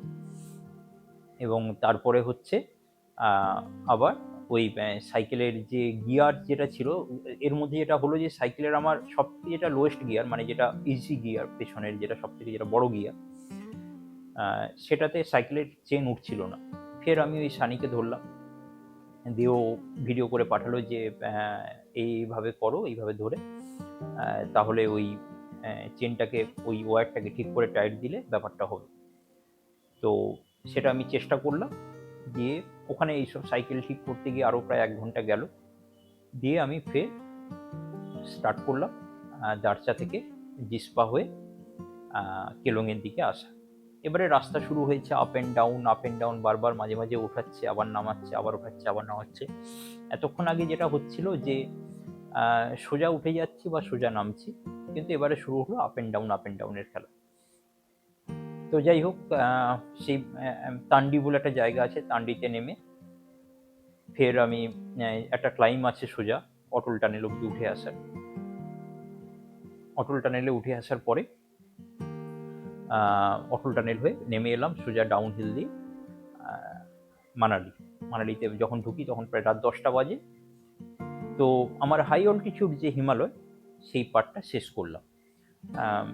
সত্যি বলতে এই পার্টে মানে যেরকম আমি ভিউ দেখেছি, এটা ঠিক বলে বোঝানোর নয়, মানে একটা অন্যরকম জগতে ছিলাম যখন এই জায়গাগুলো পেরোচ্ছিলাম। মানে হিমালয় কি, এর আগে আমি এই হাইওয়ে আমি গাড়িতে করে গিয়েছি, বিভিন্ন সময় এক্সপিডিশনে গিয়েছি, কিন্তু এই প্রথমবার সাইকেল নিয়ে এই জায়গাটা পেরোলাম। এবং আমার মনে হয় লে মানালি হাইওয়ে সমস্ত সাইক্লিস্টেরই একবার করা উচিত, এর ভিউ বোঝার জন্য, এর চ্যালেঞ্জ বোঝার জন্য। লে মানালি হাইওয়ে একটা অন্যরকম জগৎ বলা যায় আর কি। এবং যখন আমি এরকম সেলফ সাপোর্টেডভাবে করছি একটা মিনিমাম জিনিসপত্র নিয়ে, তখন থ্রিলিংটা একটা অন্য জায়গায় পৌঁছে গিয়েছে। তো যাই হোক, এখানে আমার প্রথম চ্যালেঞ্জ শেষ হচ্ছে, যে হাই অল্টিটিউড হিমালয়তে নিজেকে সার্ভাইভ করা। সেটা লে থেকে মানালিতে এসে আমি স্বস্তি নিঃশ্বাস ফেললাম। যদিও আমার টাইম লেগেছে 4 দিন, আমার টার্গেট ছিল 3 দিনের মধ্যে পৌঁছানোর, কিন্তু মাঝে এই পাম্পার খারাপ হয়ে গিয়ে বা একটু অ্যাকোমোডেশন কম থাকার জন্য, বা এই বুঝতে পারিনি যে এই ওয়েট নিয়ে এই ক্লাইম্বটা এতটা টাফ হয়ে যাবে।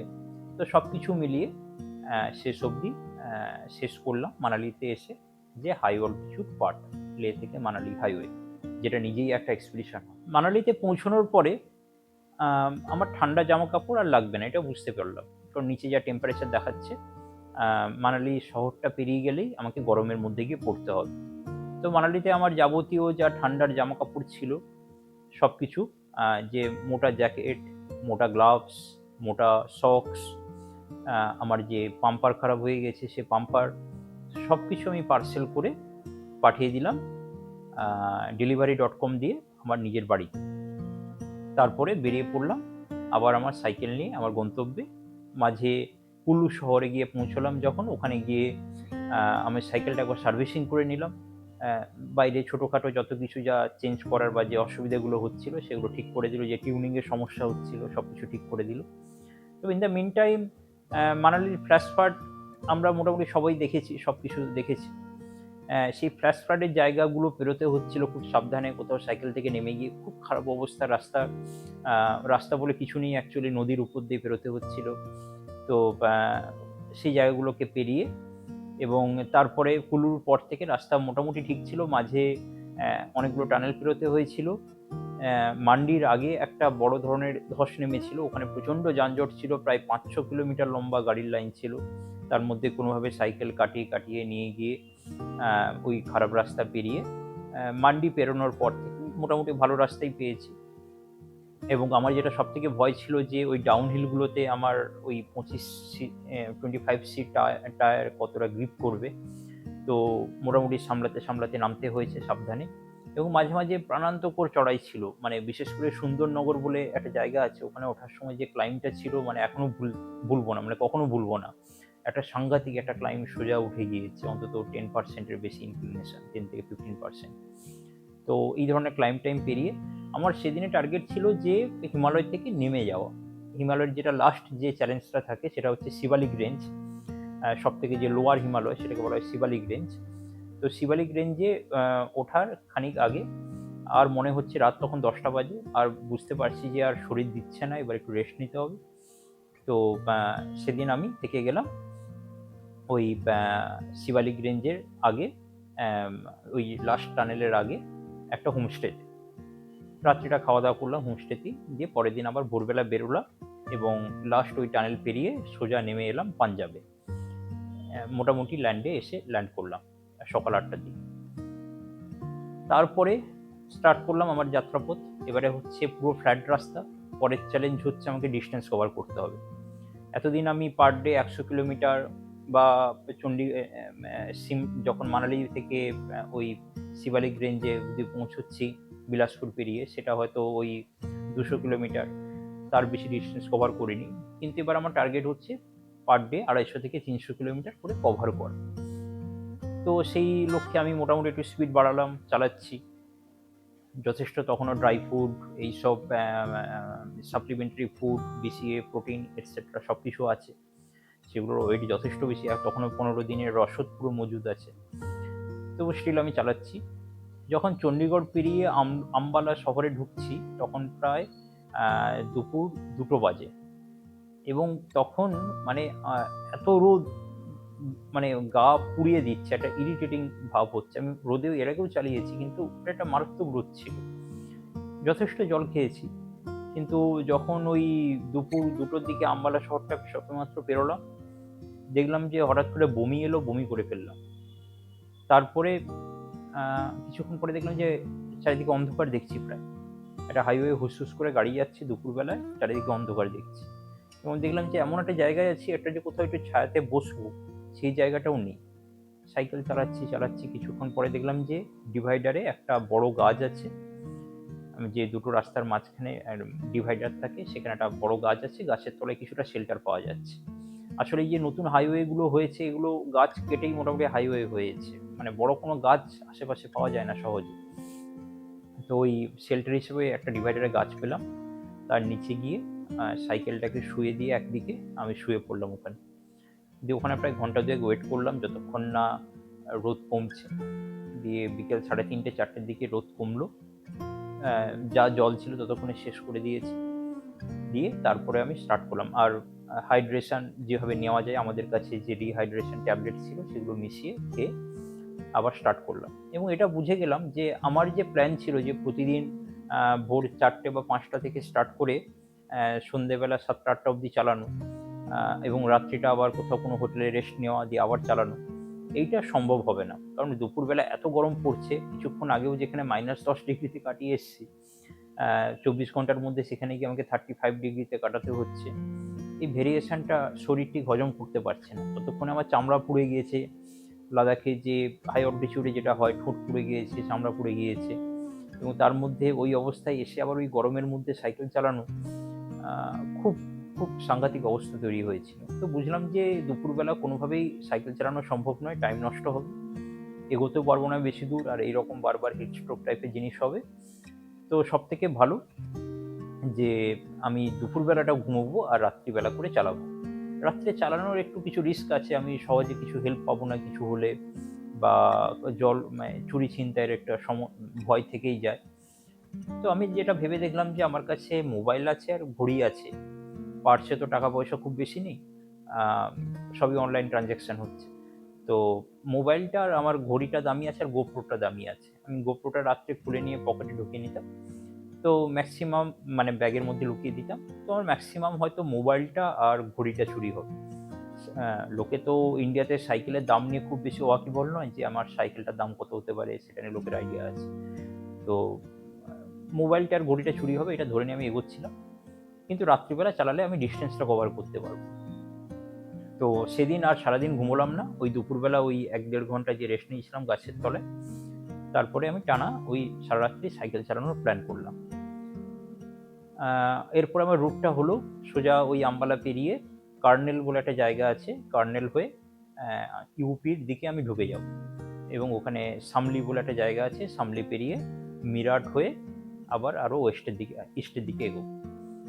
তো একটা ভয় লাগছিল যে বর্ডার এরিয়াগুলো সাধারণত ক্রাইম জোন হয়, আর রাত্রিবেলা ইউপির বর্ডারে ঢুকছি, তো কেমন হবে। তো ওখানকার লোকজন বললো যে না, এরকম কোনো ভয় নেই, রাস্তায় সারা রাত্রি গাড়ি চলে, তুমি নিরাপদে যেতে পারো।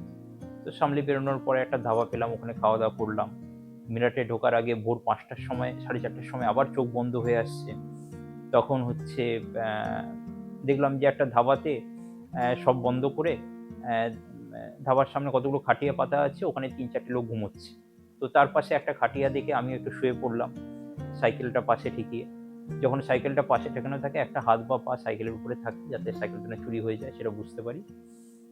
দিয়ে ওখানে খাটিয়াতে 0.5 ঘন্টা ঘুমোলাম, আবার সাইকেল নিয়ে চলে এলাম। মানে ওখানে যে পাশে লোকগুলো ঘুমোচ্ছে, তারা জানলো না যে একটা ছেলে এরকম সাইকেল নিয়ে এসছে, ঘুমোচ্ছে, দিয়ে আবার ঘুম থেকে উঠে চলে যাচ্ছে। তো এইভাবে এগোচ্ছি। মিরাটে যখন পৌঁছে তখন ভোর হয়েছে। একটা মোটামুটি আর্মি রেজিমেন্টের একটা প্রচুর রকম দেখলাম আর্মির ওখানে হেডকোয়ার্টার আছে মিরাট শহরে। দিয়ে মিরাট পেরিয়ে একটা শর্টকাট নিলাম, একটা হাইওয়ে একটা দিয়ে একটা গ্রামের মধ্যে ঢুকে গেলাম। কারণ যেটা মেন হাইওয়ে এটা অনেকটা ঘুরে এসছে আবার, তো এটা একটা শর্টকাট দিয়ে যাওয়া যায়, তো সেই শর্টকাটের একটা রাস্তা নিলাম, গ্রামের রাস্তা। এবারে যখন সকাল 8টা হয়, 8:30 বাজে, তারপরেই যে সূর্যের তাপ, বুঝতে পারলাম যে আবার ওই 35 ডিগ্রি আসতে চলেছে, ফিলিং লাইক 41-42 ডিগ্রি।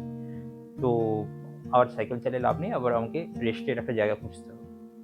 তো লাকিলি দেখলাম যে ওখানকার গ্রামে গঞ্জেও বেশ ভালো রকম হোটেল হয়ে গেছে। হোটেলগুলো কী পারপাসে ইউজ হয় সবাই জানি মোটামুটি, এই ধরনের। তো সেই হোটেলেই আমাকে ঢুকে পড়লাম। রাত মানে বিশ্রাম তো নিতে হবে, যা একটা শেল্টার পাওয়া যাচ্ছে তাই যথেষ্ট। তো পাশে একটা ধাবা ছিল, খাওয়া দাওয়া করলাম, গ্রামেরই যেমন ছোটোখাটো হোটেল হয় খাবারের। দিয়ে দুপুরবেলাটা ঘুমিয়ে নিলাম, দিয়ে আবার সন্ধ্যে ভালো করেই ঘুমালাম 6 ঘন্টা, বেশ ভালো ঘুম হয়েছে। দিয়ে ঘুম থেকে উঠে ভাবলাম আগের দিন হচ্ছে আমি 300 কিলোমিটার কভার করে নিয়েছি, দিয়ে পরের দিনও ভাবলাম যে আবার 300 কিলোমিটার কভার করব।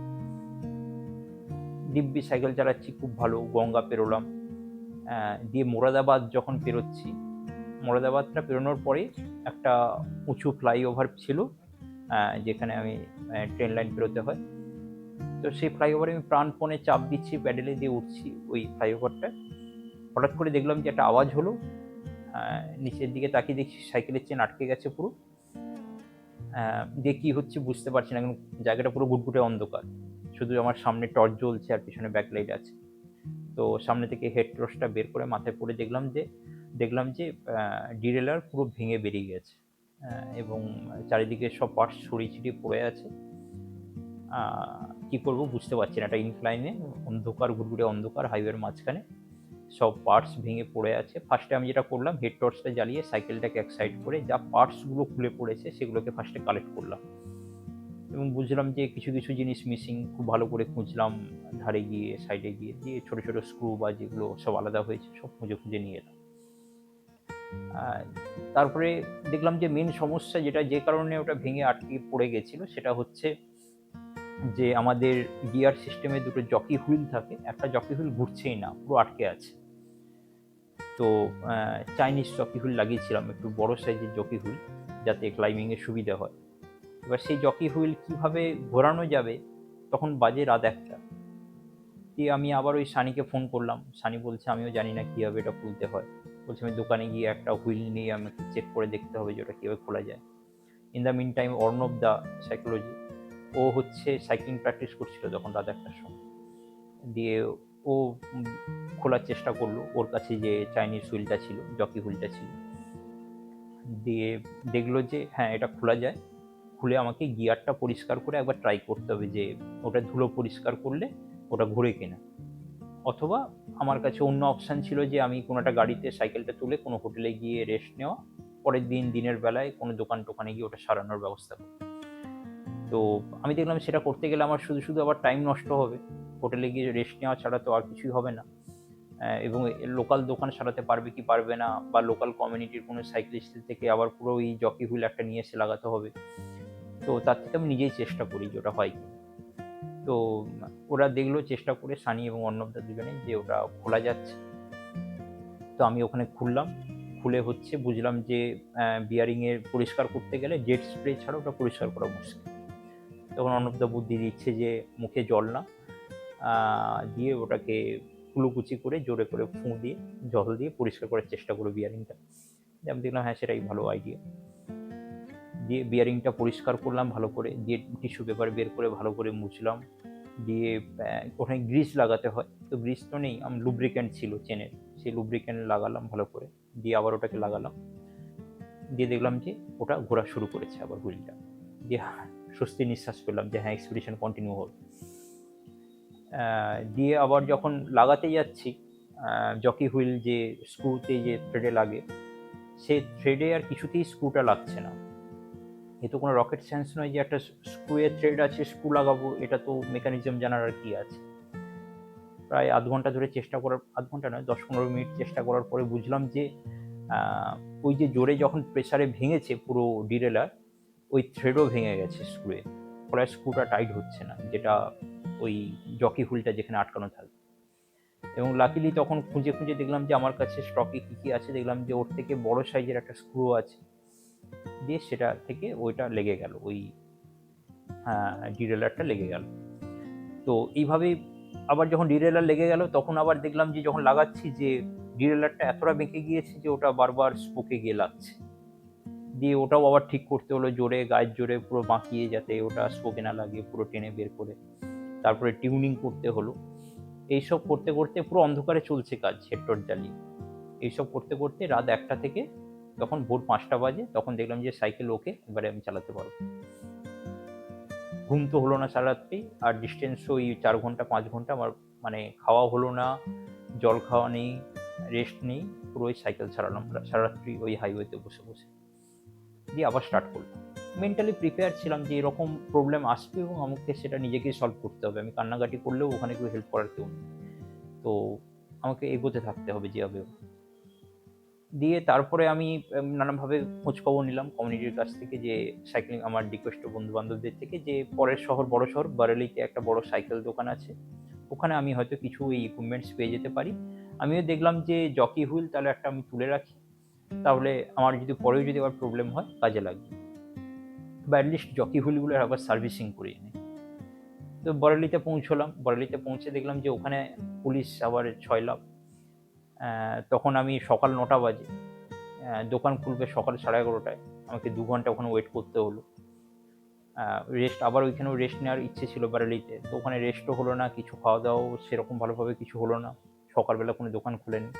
গিয়ে দেখছি যে প্রচুর পুলিশ, কি না ওখানেও দাঙ্গা হয়েছে আগের দিন। তো যাই হোক, সেই দোকান খুললো 11টা 11:30টার দিকে।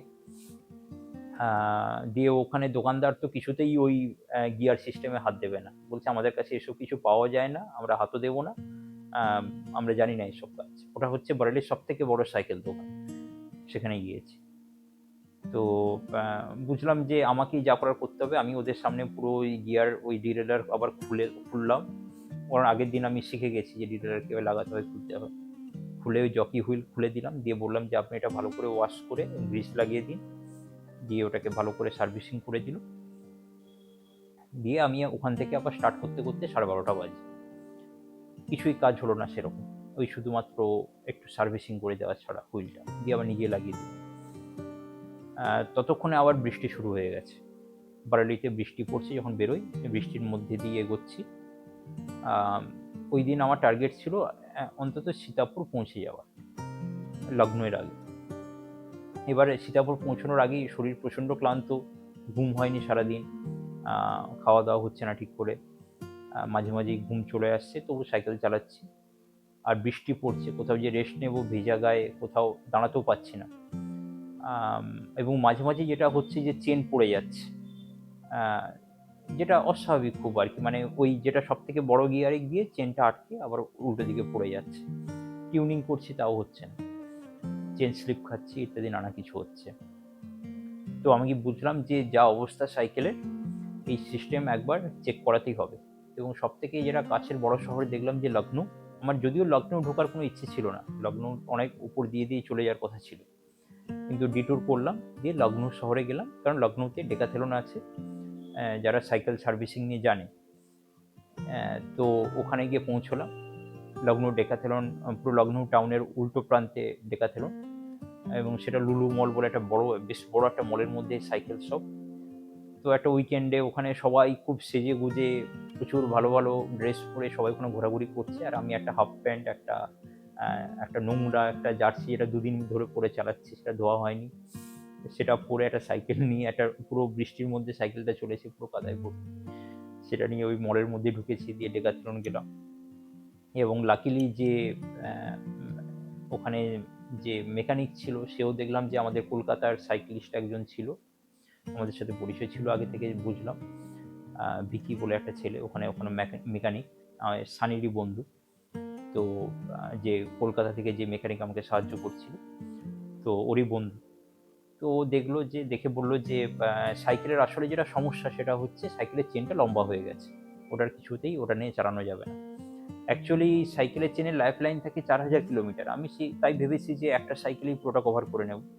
কিন্তু এই যে এত ওয়েট আর ওই এত ইনক্লিনেশন হিমালয়তে, সাইকেলের চেন 1500 কিলোমিটারই এতটা লম্বা হয়ে গেছে যে ওরা স্লিপ করছে, আটকে যাচ্ছে, বারবার অ্যাক্সিডেন্ট হচ্ছে।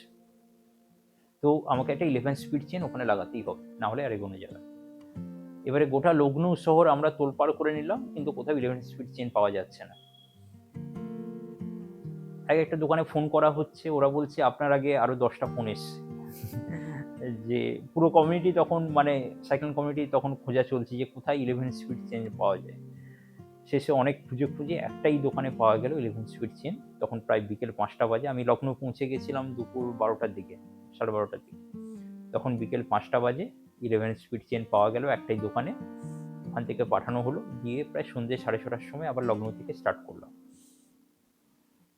এর মাঝে যেটা হয়েছিল, ওই যে আমি স্টার্ট করলাম বারেলি থেকে, আর লখনউয়ের মাঝখানে এই জায়গাটাও হচ্ছে পুরো নির্জন জায়গা, পুরোটাই রাস্তার দুদিকে জঙ্গলে ভর্তি, মাঝে মাঝে এক দুটো ধাবা যেন সেই প্রাগৈতিহাসিক যুগের মতো লাগছে, অন্ধকারের মধ্যে টিম করে আলো জ্বলছে, সেই ভূতের গল্পের প্লটগুলো যেমন হয় আর কি ধাবার, সেরকম ধাবাগুলোর অবস্থা, ছোটো ছোটো ধাবা।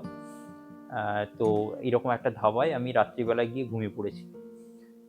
ওই ঘন্টা 4-5 ঘুমিয়েছিলাম, সরি, ঘন্টা 3, 2-3 ঘন্টা ঘুমিয়েছিলাম, দিয়ে আবার সাইকেল চালাচ্ছি।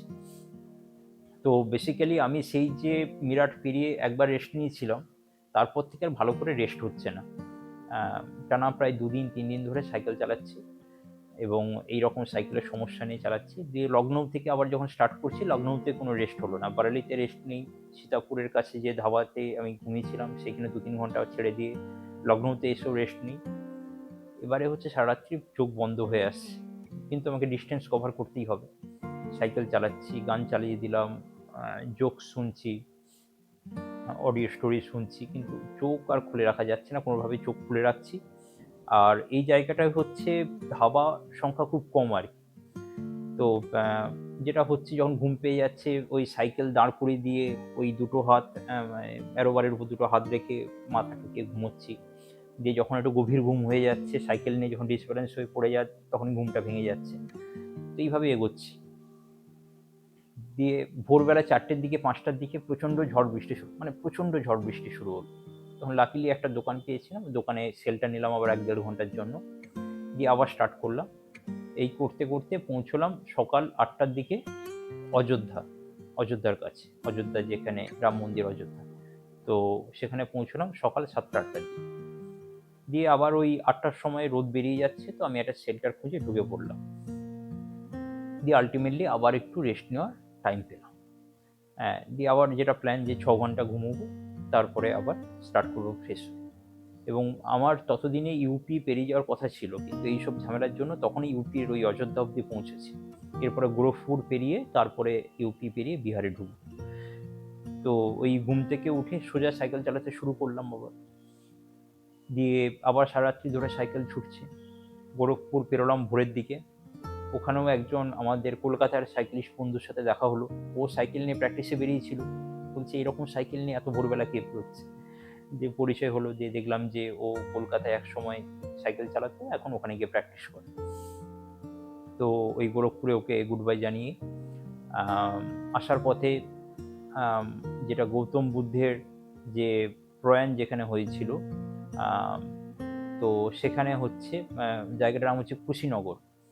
সেই কুশীনগরে গিয়ে একটু ওখানে যে বুদ্ধের যে সমাধিস্থল ওটা ঘুরে এলাম, দিয়ে তারপরে আলটিমেটলি বিহারে গিয়ে ঢুকলাম।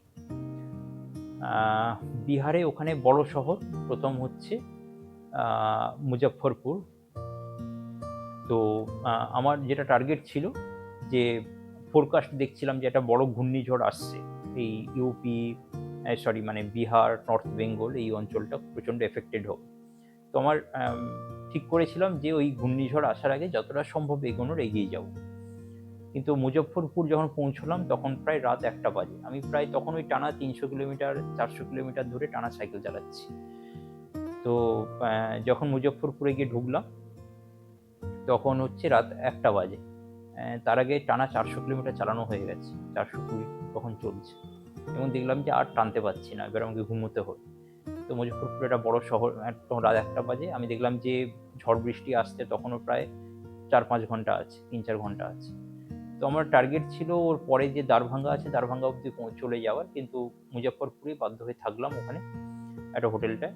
দিয়ে সকালে যখন 6 ঘন্টা ঘুমিয়ে যখন রাত 1টার সময় ঢুকেছিলাম, ফ্রেশ হয়ে জামা কাপড় ধুয়ে খাওয়া দাওয়া করে যখন সকাল 8টার সময় বেরোচ্ছি, মানে উঠলাম, দিয়ে বাইরে দেখছি যে প্রচণ্ড ঝড় হচ্ছে, মানে প্রচণ্ড বৃষ্টি চলছে, এবং ঝড়টা এমন একটা দিক দিয়ে হচ্ছে পুরোটাই হেডউইন্ড, কোনোভাবে সাইকেল নিয়ে এগোনো যাবে না। আর যা বৃষ্টি পড়ছে প্রায় হাঁটু অবধি জল জমে গেছে মুজফ্ফরপুরে। তো দেখলাম যে তার থেকে একটু ভালো করে রেস্ট নিই, যে রেস্ট নিলাম। আর ওখানে খাওয়া দাওয়া বলতে ওখানে দেখলাম প্রচুর ওই মোরাদাবাদি বিরিয়ানি চলে আর কি। ওখানে স্ট্রিট ফুড বলো বা যে ওখানকার খাওয়ার দাওয়ার যেটা পাওয়া যায় ইজিলি সেটা হচ্ছে মোরাদাবাদি বিরিয়ানি। ওই মাংস আর বিরিয়ানি কেজি দরে বিক্রি হয়। তার আগে যখন আমি উত্তর ভারত বেরোচ্ছি তখন হচ্ছে নবরাত্রি চলছে, পুরো প্রায় ভেজ খেতে খেতে আসছি। তো এখানে যখন এই মাংস আর বিরিয়ানি পাওয়া যাচ্ছে, তো পেট ভরে দিনের বেলা ব্রেকফাস্টও তাই হচ্ছে, লাঞ্চও তাই হচ্ছে, ডিনারও তাই হচ্ছে, মোরাদাবাদি বিরিয়ানি। তো খাচ্ছি আর ঘুমোচ্ছি। দিয়ে রাত্রি 8টার সময় উঠে দেখলাম যে ঝড় বৃষ্টি থেমে গেছে। ফোরকাস্টে দেখলাম যে টুকটাক বৃষ্টি হবে, কিন্তু অত আর বৃষ্টি নেই। তো আমি রাত 9:30-10টার সময় আবার স্টার্ট করলাম মুজফ্ফরপুর থেকে। দিয়ে দ্বারভাঙ্গা পেরিয়ে যখন পেরোচ্ছি আবার ওই বৃষ্টি শুরু হয়ে গেল ভালো মতো। ওই সামনে আমার যে ফরেন টায়ার লাগিয়েছিলাম, তো সেটা ওই যখন ওই জল বৃষ্টির মধ্যে দিয়ে এগোচ্ছি, আর প্রচণ্ড ওখানে রাস্তা খারাপ, গাড্ডায় পড়ছে সাইকেল, উঠছে, টায়ার কেটে যাচ্ছে, টিউব পাংচার হচ্ছে। দুবার আমাকে টিউব চেঞ্জ করতে হলো, একবার টায়ার চেঞ্জ করতে হলো। দিয়ে রাত্রিবেলা ঝড় বৃষ্টির মধ্যে এই চলছে, টায়ার চেঞ্জ, টিউব চেঞ্জ। দিয়ে আলটিমেটলি পরের দিন সকালবেলায় পৌঁছালাম ওখান থেকে ফরবেশগঞ্জ নামে একটা জায়গায়। ওখান থেকে দেখলাম যে 9-10 কিলোমিটার যোগবানি, ওই বর্ডার, নেপাল বর্ডার। ইনিশিয়ালি আমি নেপালটা পুরোপুরি অ্যাভয়েড করেছিলাম এই এক্সপিডিশনে, কারণ আমি যেখানে ডিস্টেন্স কভার করব, আর নেপালের এখন পলিটিক্যাল সিচুয়েশানও কিছু খারাপ ছিল। তার থেকে বড় ব্যাপার হচ্ছে রাস্তা প্রচণ্ড খারাপ নেপালের এখন, ওখানে রোড কনস্ট্রাকশনের কাজ হচ্ছে, প্রায় পুরো রাস্তাটা কাঁচা রাস্তা হয়ে আছে। তো অ্যাভয়েড করে যাওয়ার প্ল্যান ছিল, কিন্তু দেখলাম যে ওটা মাত্র 100 কিলোমিটারের মতো খারাপ রাস্তা পাবো, তোমার এক্সপিডিশনে নেপালটা থাক। দিয়ে ওই কারণে ফরবেশগঞ্জ থেকে ওই যোগবানি বর্ডার হয়ে কুশি নদী পেরিয়ে ঢুকে পড়লাম নেপালে। নেপালে যখন ঢুকেছি প্রচণ্ড বৃষ্টি, মানে 10 ফুট দূরের জিনিস দেখা যাচ্ছে না, এত মুষলধারে বৃষ্টি হচ্ছে, এবং প্রায় ঘর বাড়ি সব ডুবে গিয়েছে আশেপাশে, লোকজন রাস্তায় এসে দাঁড়িয়ে আছে, এরকম একটা অবস্থা। তো ওই দিন আমি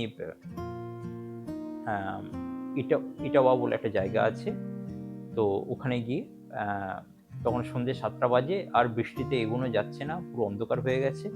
তো ওখানে একটা গেস্ট হাউস গিয়ে ঢুকে পড়লাম। সমস্যাটা হচ্ছে ওখান থেকে সোজা যে শিলিগুড়িতে কাঁকুড়ভিটা বর্ডার আছে, ওখানে 100 কিলোমিটার স্ট্রেট রাস্তা, তার মাঝে হচ্ছে প্রচুর ওই জঙ্গল আছে যেখানে হাতি ঘুরে বেড়ায়। ওরা বারবার বলেছিল যে রাত্রিবেলায় যেতে না। তো ওদের সাথে বার্গেনিং করে করে যেটা বুঝলাম যে হ্যাঁ ঠিক আছে, মোটামুটি 3টের দিকে বেরোলে তাও খানিকটা সেফ আর কি, মানে একটু গাড়ি ঘোড়া বাড়বে, আর আমি যখন জঙ্গল পৌঁছবো ততক্ষণে খানিকটা আলো ফুটে যাবে। তো সেই মতো আমি ভোর আবার ওই জামা কাপড় ধুয়ে টুয়ে খাওয়া দাওয়া খেয়ে, নেপালি থালি খেয়ে ফের আমি ভোর ওই 3:30টার সময় স্টার্ট করলাম ওখান থেকে। সেই কাঁচা রাস্তা, চারিদিক থেকে যতগুলো লাইট আছে ফেলে দিয়ে কোনো রকমে ওর মধ্যে দিয়ে এদিক ওদিক করে রোড বাইকের টায়ার তো কত নেবে, দুবার পাংচার হয়ে গেল, কিন্তু যাই হোক ওর মধ্যে দিয়ে সাইকেল চালিয়ে আমি কাঁকরভিটা ওই সকাল 8টা 8:30টার সময় পৌঁছলাম। তারপরে ঢুকে পড়লাম বেঙ্গলে। প্রথমবার বাংলায় কথা বলতে পারছি এক্সপিডিশনে, একটু ভালো লাগছে যে দোকানদারের সাথে আর হিন্দিতে কথা বলতে হচ্ছে না। তো ওখান থেকে সোজা শিলিগুড়ি এসে ঢুকলাম, ততক্ষণে প্রায় দুপুর হয়ে গেছে। ওখানে সাইকেলটা একবার সার্ভিসিং করালাম, যা যা সমস্যা আছে শিলিগুড়িতে শুভুর দোকানে, শুভু সাইকেল স্টোর। ওখানে টিউবগুলো কিনে নিলাম, টিউব টায়ার যা চেঞ্জ করার করে নিলাম, দিয়ে পৌঁছলাম। দিয়ে আবার শিলিগুড়ি থেকে আবার স্টার্ট করে দিলাম বিকেলবেলায়, তখন প্রায় 3টে 3:30 বাজে। এবারে আমার জার্নি ছিল, প্ল্যান ছিল হচ্ছে সেবক রোড হয়ে হিমালয়ের কোল দিয়ে দিয়ে যাওয়ার, কিন্তু ওই ফ্লাডে রাস্তা ভেঙে গিয়েছে। তো ওই নিচের রাস্তা নিলাম, জলপাইগুড়ি ধূপগুড়ি হয়ে নিলাম হচ্ছে জলদাপাড়ার রাস্তা। ধূপগুড়ি পেরোনোর পরে রাস্তাটা অনেকটা সরু হয়ে গিয়েছে, এবং যখন ধূপগুড়ি পেরোচ্ছি তখন প্রায় রাত 8টা বাজে।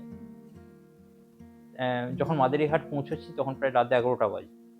তো এর মাঝখানে যেটা হলো যে ট্রাকগুলো আসছিল উল্টো দিক থেকে প্রচণ্ড বাজেভাবে চালাচ্ছিল, মানে আমি পুরো এক্সপিডিশনে এরকম মানে গা ঘেঁষে ট্রাক বেরোতে দেখিনি, এবং উল্টো দিক থেকে যখন আসছে কোনো পাত্তা দিচ্ছে না আমাকে আর কি। আমরা তো নিজেদের ভিজিবিলিটি বাড়ানোর জন্য রিফ্লেক্টিং ভেস্ট পরি, সামনে পিছনে আলো থাকে যাতে আমরা ভিজিবল হই রাতের অন্ধকারে। কিন্তু ওরা দেখছি তারপরেও আমাকে ঠেলে নামিয়ে দিচ্ছে রাস্তা থেকে, এত উল্টো দিক থেকে বাজেভাবে ওভারটেক করছে। তো পরে শুনলাম যে ভুটান থেকে যে গাড়িগুলো ছাড়ে ট্রাকগুলো, তারা এরকম প্রচণ্ড বেপরোয়াভাবে চালায়, এবং লোকাল লোকেরা বারবার রাত্রিবেলা আমাকে হাইওয়েতে গাড়ি সাইকেল চালাতে না বলছিল, তো এই কারণেই বলছিল।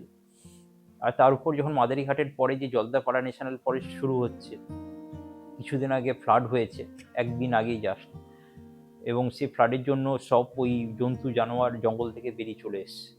তো আমি দেখলাম যে রাত্রি 11টার সময় জলদাপাড়া ন্যাশনাল ফরেস্ট বেরোনো একদমই ভালো কোনো কাজ নয়, গন্ডা টন্ডা থাকতে পারে রাস্তায়। তো রাত্রিটা আমি মাদারিঘাটে একটা ওই হোমস্টেতে ফোন করে ওখানে থেকে গেলাম। দিয়ে পরের দিন সকাল 8টার সময় উঠে ডুয়ার্সের যে সেই সবুজ জঙ্গল, প্রথমে জলদাপাড়া, তারপরে চিলেপাতা, তারপরে বক্সা, এই জঙ্গলগুলো একে একে পেরোলাম, পেরিয়ে কোচবিহার হয়ে ঢুকে পড়লাম এবার আসামে। তো এই আসামের বরপেটা থেকে যখন আমি যাচ্ছি পেরোলাম, দিয়ে আমি স্টেট হাইওয়ে থেকে ঢুকলাম। প্রথমে তো রাস্তা খুবই খারাপ, তারপরে কোথাও গ্রামের মধ্যে ঢুকিয়ে দিচ্ছে রাস্তা, যেহেতু রাস্তা খারাপ গুগল বাইপাস করে কোনো গ্রামের গলির মধ্যে দিয়ে ঢুকিয়ে দিচ্ছে, আবার তারপরে ওই ভাঙাচোরা রাস্তা দিয়ে বের করছে, কিন্তু ওটা যেহেতু শর্টকাট ডিস্টেন্স, তো এই রাস্তা দিয়ে আমি যাচ্ছি। এবং রাস্তাটা বেসিক্যালি হচ্ছে একদম প্রায় ভুটান লাগোয়া, ভুটানের পাহাড় লাগোয়া। ফের আমি ওই জঙ্গল মানে ওই পাহাড় দেখতে পাচ্ছি, যেটা লাস্ট শিলিগুড়িতে দেখতে পাচ্ছিলাম। তো এবং পুরো জায়গাটা হচ্ছে বেসিক্যালি প্রায় চা বেল্ট, চা বাগান, এবং এটা হচ্ছে মূলত ওই বোরোল্যান্ড যে মুভমেন্ট আমরা দেখতে পাই বোরোদের এরিয়া। তো গ্রাম, মূলত গ্রাম এবং বিচ্ছিন্ন জনবসতি আছে। তখন প্রায় সকাল 8টা বাজে, আগের দিন ওই সকাল 8টা থেকে আবার টানা 24 ঘন্টা সাইকেল চালানো হয়ে গেছে, দুপুরের গরমও বাড়ছে, আবার আমাকে রেস্ট নিতে হবে। কিচ্ছু কোথাও কোনো শেল্টার পাচ্ছি না, ওরকম হোটেল বা থাকার জন্য জায়গা কিচ্ছু নেই, একটা কমিউনিটি হাউসও নেই যে থাকবে। একবার তো মাঝখানে একটা ওই বাঁশের যে ওখানে বসার জন্য যে ঠেক হয়, সেখানে কিছুক্ষণ ঘুমালাম, কিন্তু সেখানে ঘুম হয় মানে গ্রামের লোকজন এত অদ্ভুতভাবে আমাকে দেখতে দেখতে যাচ্ছে, স্কুল টাইম, স্কুলের স্টুডেন্টরা আমাকে মানে দেখছে কি করছে না করছে, মানে একটা অস্বস্তির রকম জায়গা আর কি। দিয়ে ঘুমও হচ্ছে না ঠিক করে। ফের আমি সাইকেল চালাতে স্টার্ট করলাম, উঠে পড়ে, যে ঘুম হবে না বুঝতে পারলাম। দিয়ে একটু এগিয়ে বাঙালি পাড়া বলে একটা জায়গা আছে, তো সেই বাঙালি পাড়াতে গিয়ে দেখলাম যে একটা বড় একটা রেস্টুরেন্ট বলা যায়, রেস্টুরেন্ট আছে, সেটা সন্ধেবেলা খোলে। তো তো সেই রেস্টুরেন্টে গিয়ে বললাম যে আমি একটু প্লিজ দুপুরবেলা আপনাদের রেস্টুরেন্টে ঘুমাবো, বাঁশের একটা কিচেন, ব্যাম্বু কিচেন, ওটার নামই। তো সেই ব্যাম্বু কিচেনে গিয়ে বললাম যে আমি একটু ঘুমাবো, তো থাকা খাওয়ার টাকা দিয়ে দেবো, প্লিজ আমাকে একটা কম্বল, মানে ওই গদি আর ওই জামা কাপড় ধোয়ার জন্য একটা বালতি প্লিজ ব্যবস্থা করে দিন, টাকা পয়সা দিয়ে দেবো, আর খাওয়ার একটা ব্যবস্থা করে দিন। তো খেলাম, জামা কাপড় ধুয়ে ওখানে খাওয়া দাওয়া করে দুপুরে ওই ঘন্টা ৩-৪ ঘুম হলো। তারপরে চারিদিকে এত আওয়াজ টাওয়াজ, ঘুম আর হলো না, দিয়ে উঠে পড়ে আবার স্টার্ট করলাম বিকেল ৪টে। পরে যেটা হলো যে ঘুমটা ঠিক মতো হলো না। এবার আমি যখন তারপরে তেজপুরের দিকে যাওয়া শুরু করলাম, ওখান থেকে উঠে ওই বাঙালি পাড়া থেকে উদালগিরি হয়ে ওই চা বাগানের মধ্যে দিয়ে দিয়ে রাস্তায় যাচ্ছে, দিয়ে তেজপুর যখন ঢুকলাম তখন প্রায় রাত ১:৩০ বাজে। মাঝে আমার প্রায় চোখ বন্ধ হয়ে যাচ্ছে কোনোভাবে, ওই যে যেহেতু ঘুমটা ঠিক হয়নি, তার আগে ২৪ ঘন্টা চালিয়েছি, মাঝে মধ্যেই চোখ বন্ধ হয়ে যাচ্ছে, বসে বসে একটু রেস্ট নিতে হচ্ছে।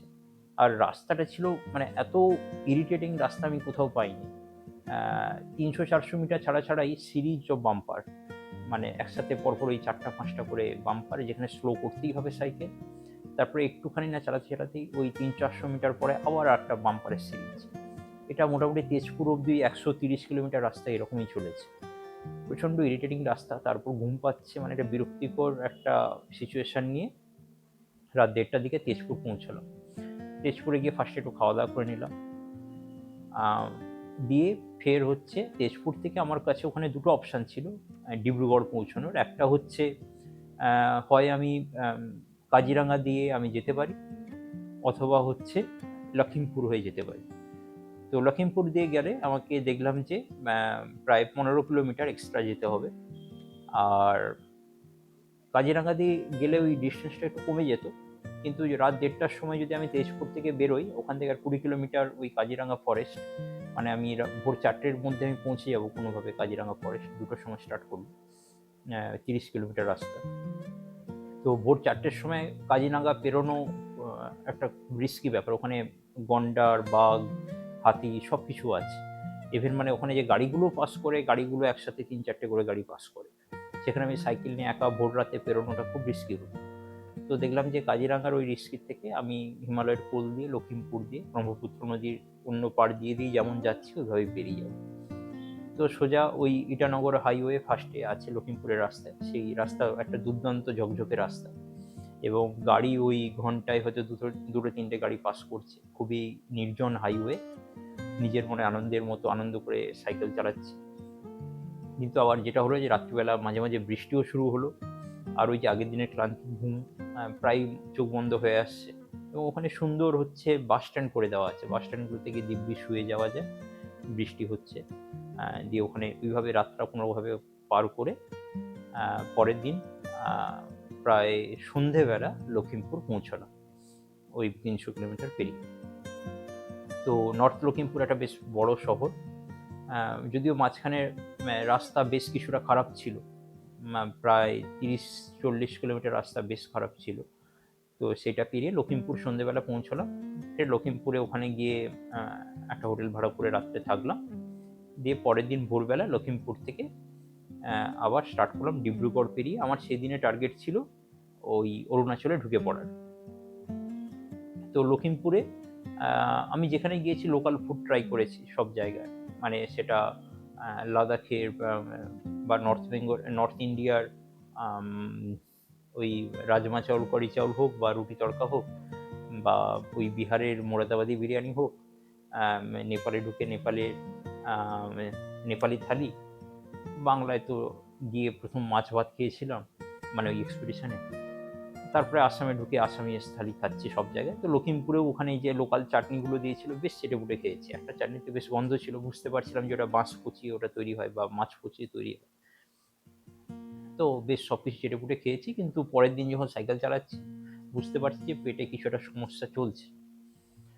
তো যাই হোক, লখিমপুর থেকে যখন ডিব্রুগড় ঢুকছি তখন দুপুরবেলা, ফের ওই সাইকেলে পাংচার হলো, সাইকেলে পাংচার ঠিক করলাম, একবার নয় পরপর দুবার পাংচার হলো, একবার ডিব্রুগড় ঢোকার আগে, একবার ডিব্রুগড় পেরিয়ে। যখন ডিব্রুগড় পেরোচ্ছি তখন ওই বিকেল প্রায় ৩টে সাড়ে ৩টে বাজে। তারপর আমাকে তড়িঘড়ি করে ইয়েতে যেতে হলো, একটা পেট্রোল পাম্পের ওয়াশরুমে যেতে হলো, যে পেটে প্রচণ্ড রকম প্রেশার শুরু হয়েছে।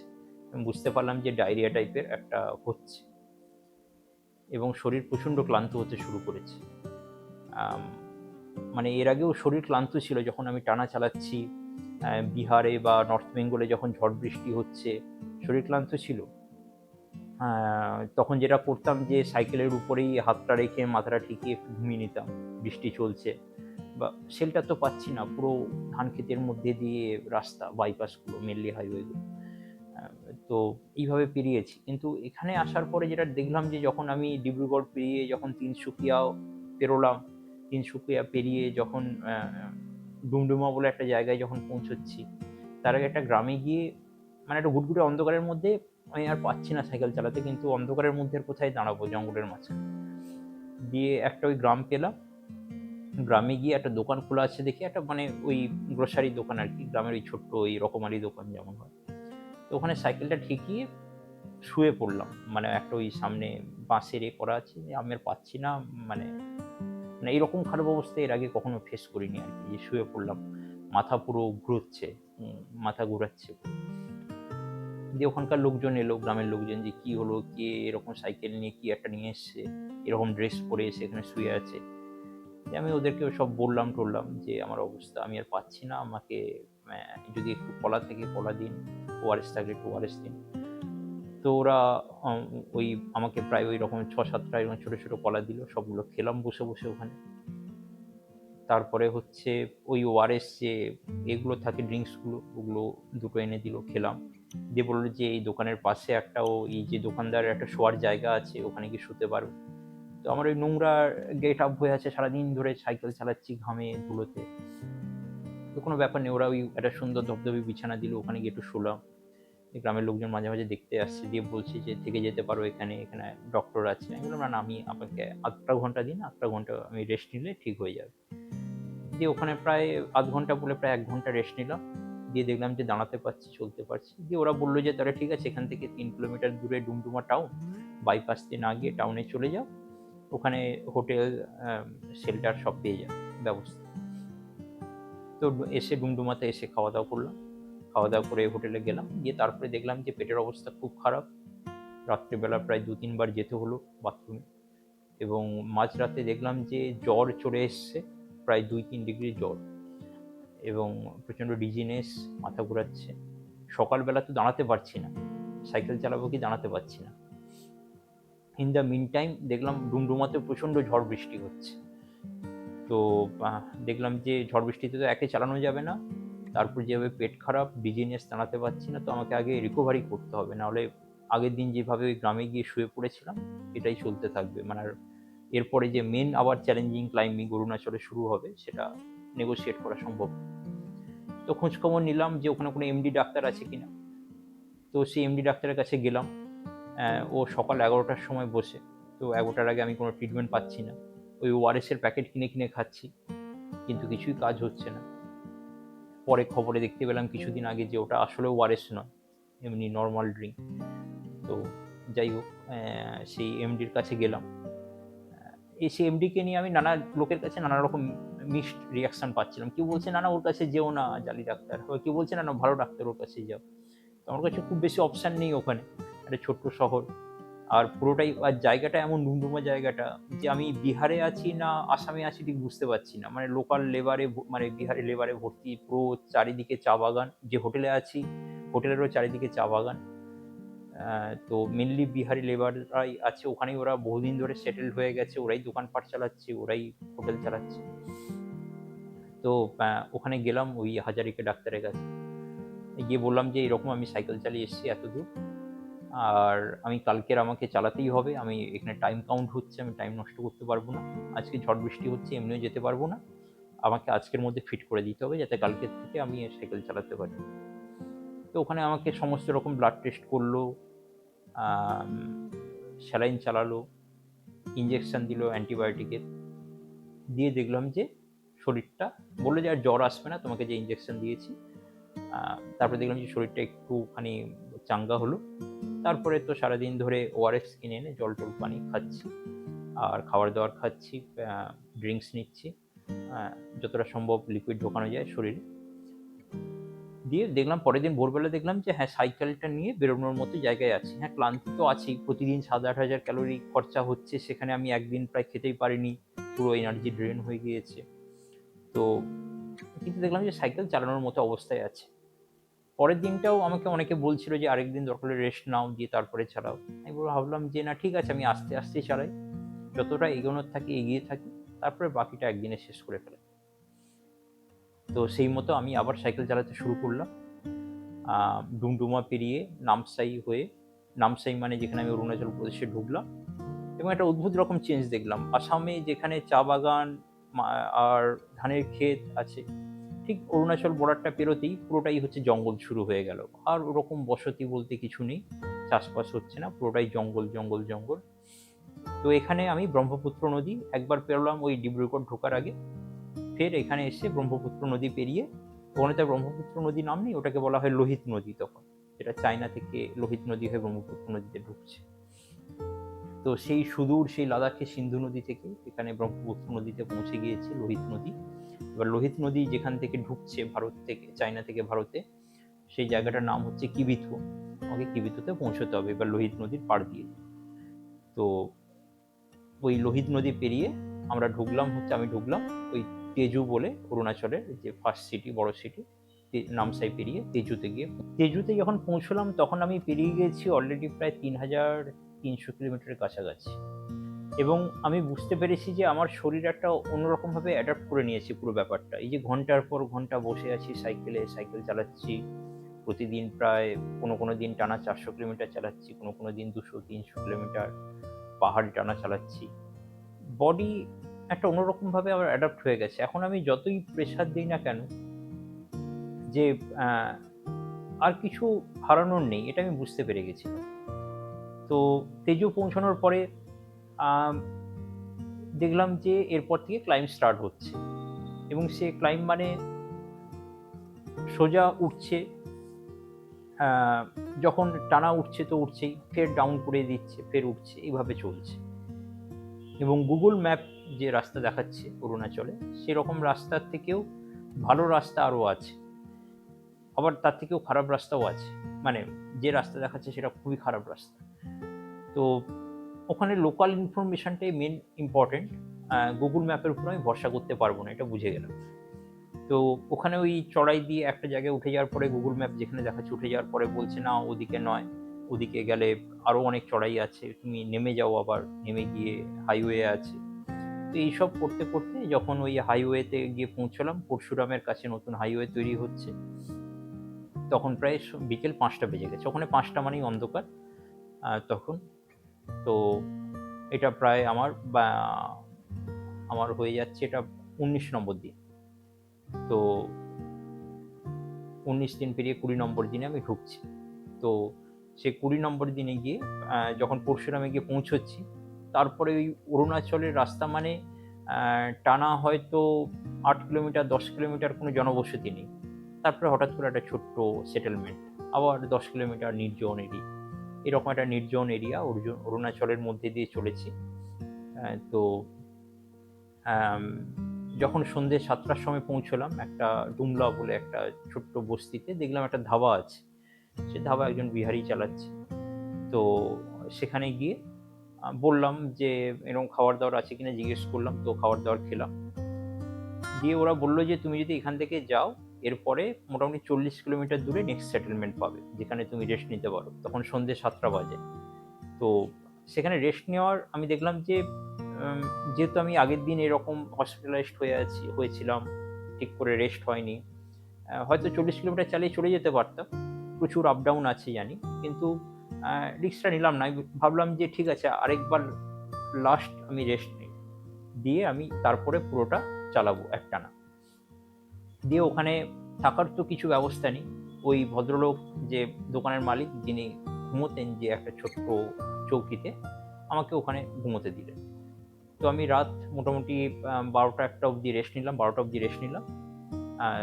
ওই ৮টা থেকে মোটামুটি ১২টা অবধি ঘন্টা ৪ ঘুমোলাম, দিয়ে তারপরে রাত ১টা থেকে আবার স্টার্ট করলাম লাস্ট ক্লাইম্বিং।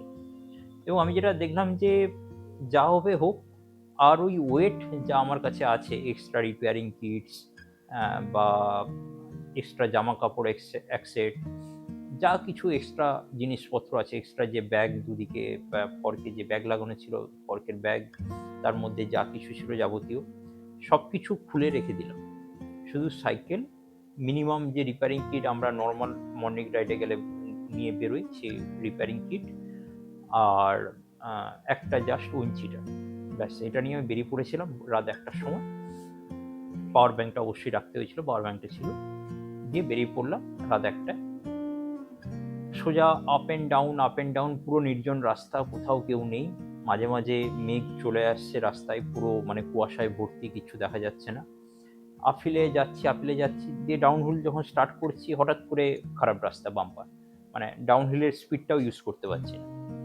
সাবধানে ওই খারাপ রাস্তা প্যাচগুলো পেরিয়ে আবার আপিলে চড়াই শুরু হচ্ছে, এবং বারবার এরকম আপ অ্যান্ড ডাউন চলছে পুরো রাস্তাটায়।